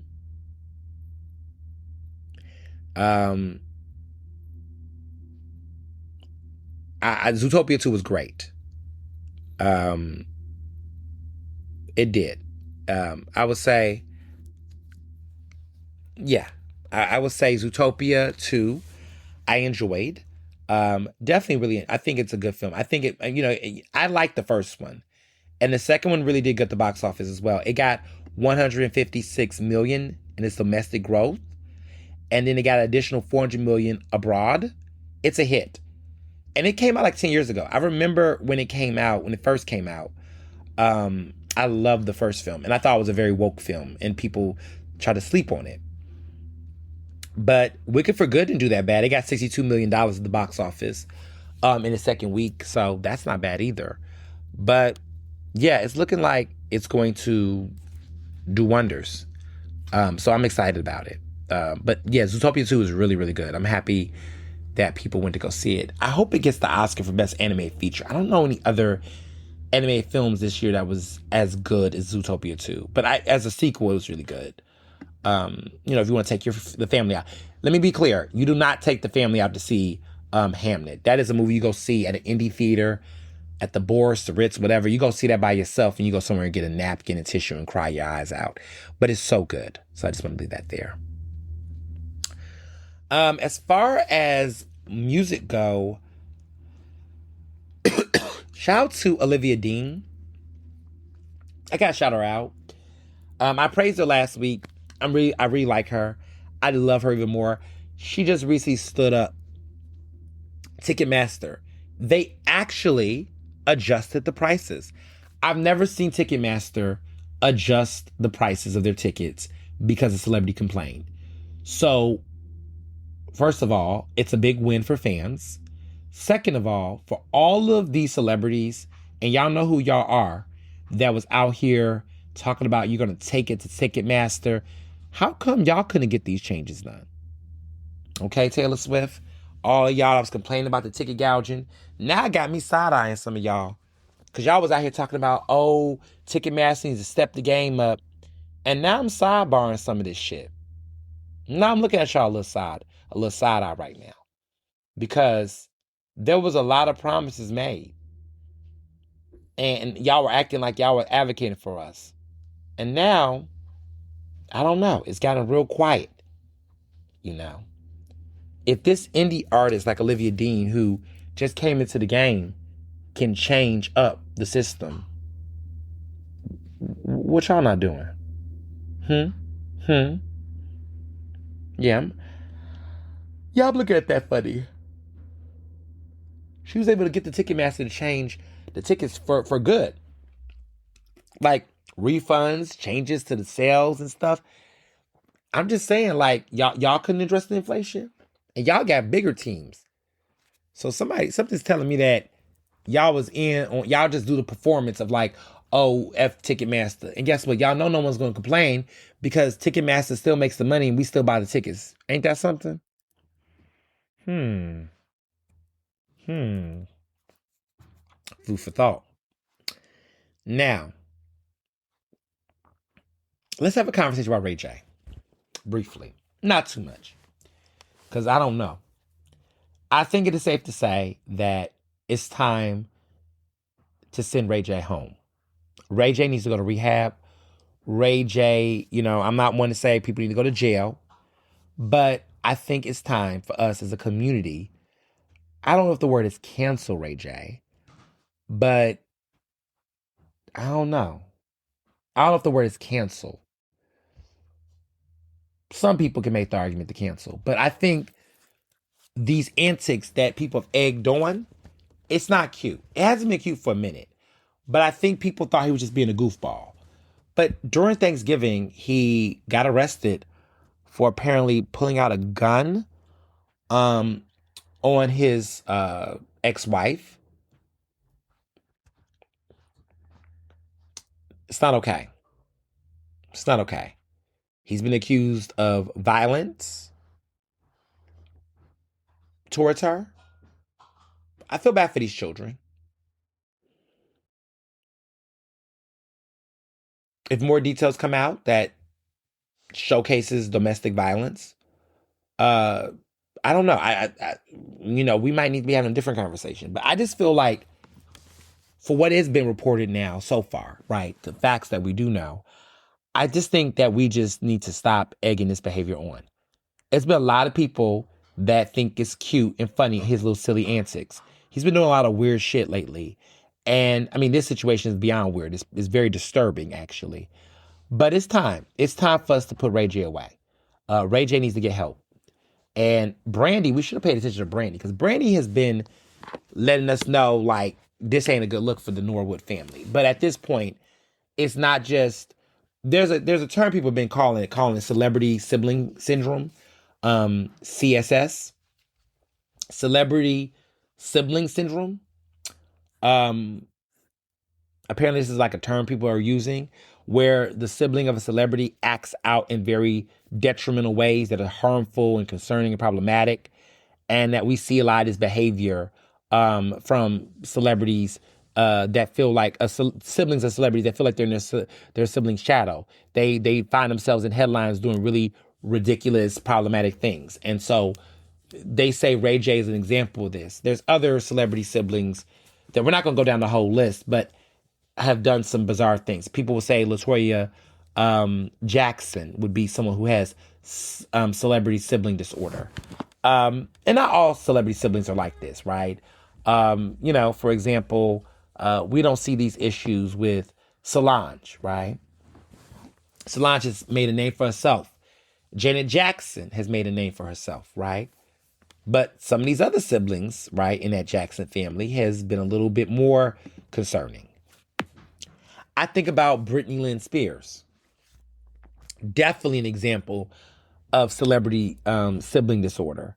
Not disorder, syndrome, CSS is heavy over there with Brittany Lynn Spears. Brittany Lynn Spears? Jamie Lynn Spears, not Brittany Lynn. Because, Brittany's middle name is Brittany. No, Brittany Jean. Brittany Jean Spears, Brittany Jean Spears. Jamie Lynn Spears. Jamie Lynn. Yes, Jamie, her sister. Who I think is named after the father, because the father's name is Jamie as well, I believe. But anyway, Britney Spears' sister definitely has CSS, celebrity sibling syndrome. I would say the Braxton family got a little bit of that, when I'm thinking about it. I think the Braxton family, some of those siblings in the Braxton family have that. We can talk about which one or which ones, but there is a pattern I've noticed with these celebrity siblings. Not all of them, of course, but some. I would even say Jussie Smollett. I mean, Journey Smollett is his sister. And before y'all start, I saw that Cam Newton interview, a little bit of it. I'm so sick of Cam Newton, and I'm so sick of Jussie Smollett. Honestly, y'all asked me about it. Like, listen, I don't know. I think Jussie has a fetish or some type of, he's a masochist. He must like the daily onslaught of being dragged on social media every time he discusses this. Look, he's got some new people that believe him because they saw the Netflix documentary, I guess, right? Y'all already know how I feel about that. At the end of the day, I just feel like you're now trying to capitalize off of the scandal like you did many years ago. At some point, it's time for us just to all move on. For real. Like, I don't know if there's going to be anything new that can be said that we don't already know. And I mean, he just keeps doing the hypotheticals at this point. And look, that's his prerogative, but I just feel like at this point it's gotten boring and a little played out. You know, at least for me. So, as far as TV goes, I haven't been watching too much. Baddies USA. Okay, I've been watching Baddies USA. The new season just started last week. I did watch the premiere.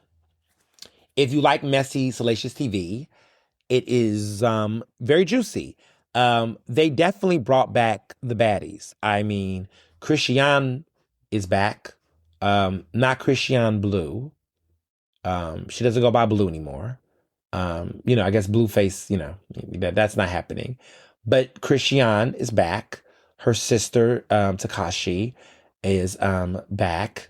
Of course, Nally Nunn, Scotland, Scotty the Body, as they know her. She is back, pregnant by Lumiel Lenny Plummer, who is the CEO of Zeus. She is pregnant with his baby. Now, there was speculation that he was married. He wasn't married, but he dated Jalinda or whatever from the show, who used to be the beautiful Afro Latina woman who hosts the reunions. If you all watch Zeus, the baddies reunions, she's so beautiful. She was like Miss something. She was a pageant queen in the island. I think she's like in the Caribbeans, the islands, but she was a pageant winner or something like that. But she dated Lenny. And so when I heard that I thought they were married. That was like a narrative for a while that they were married, but he claims they were never married. But you dated her. Now you got one of the cast members pregnant.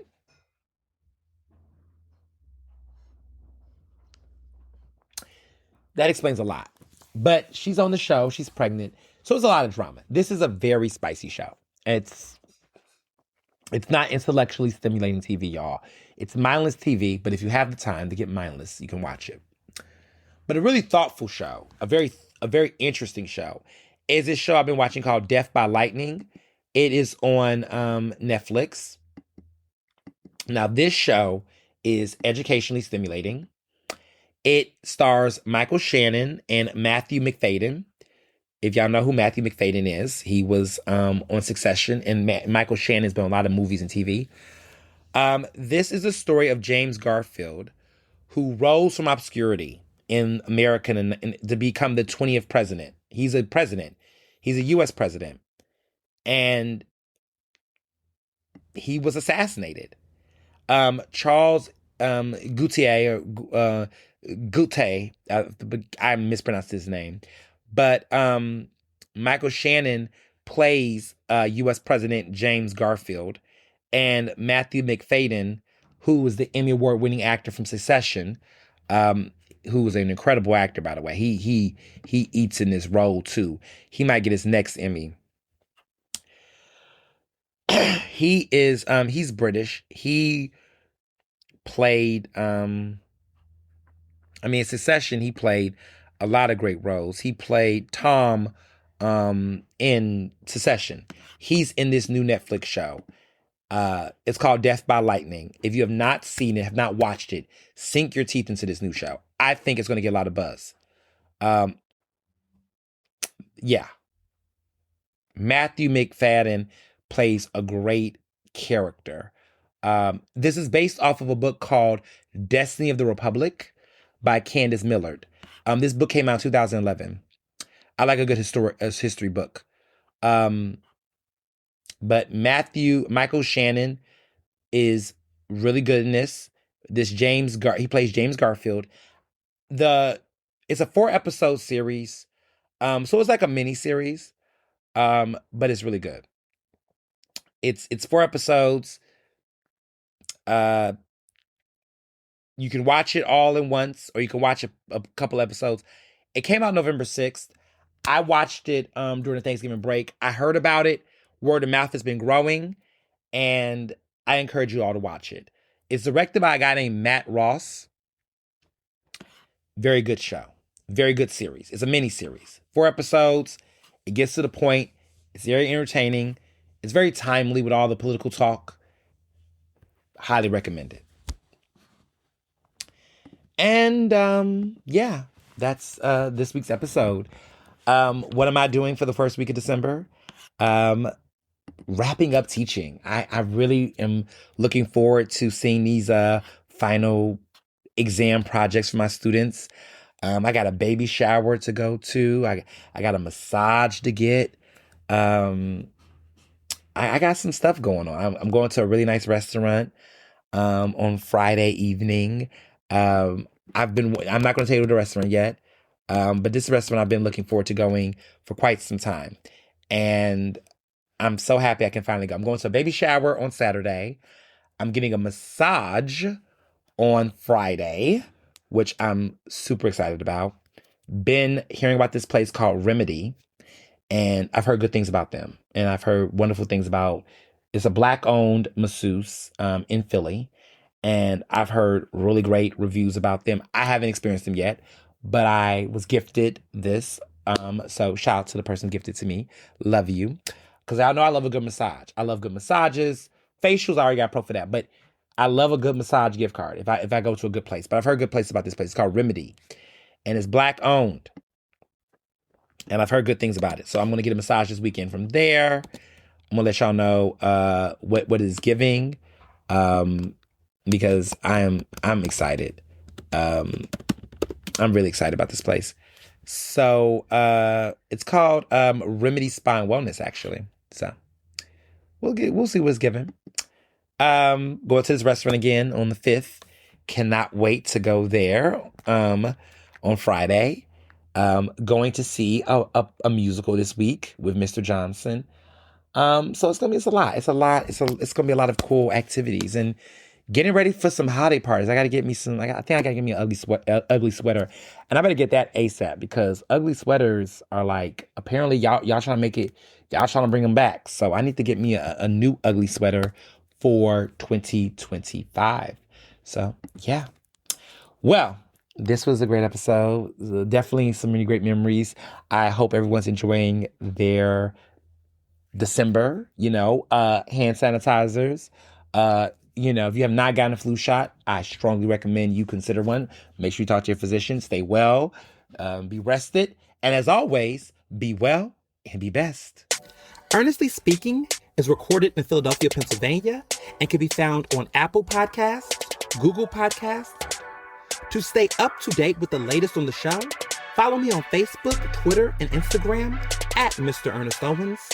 Use the hashtag Ernestly Speaking to tell me what you thought about this episode, and check out my website at ernestowens.com.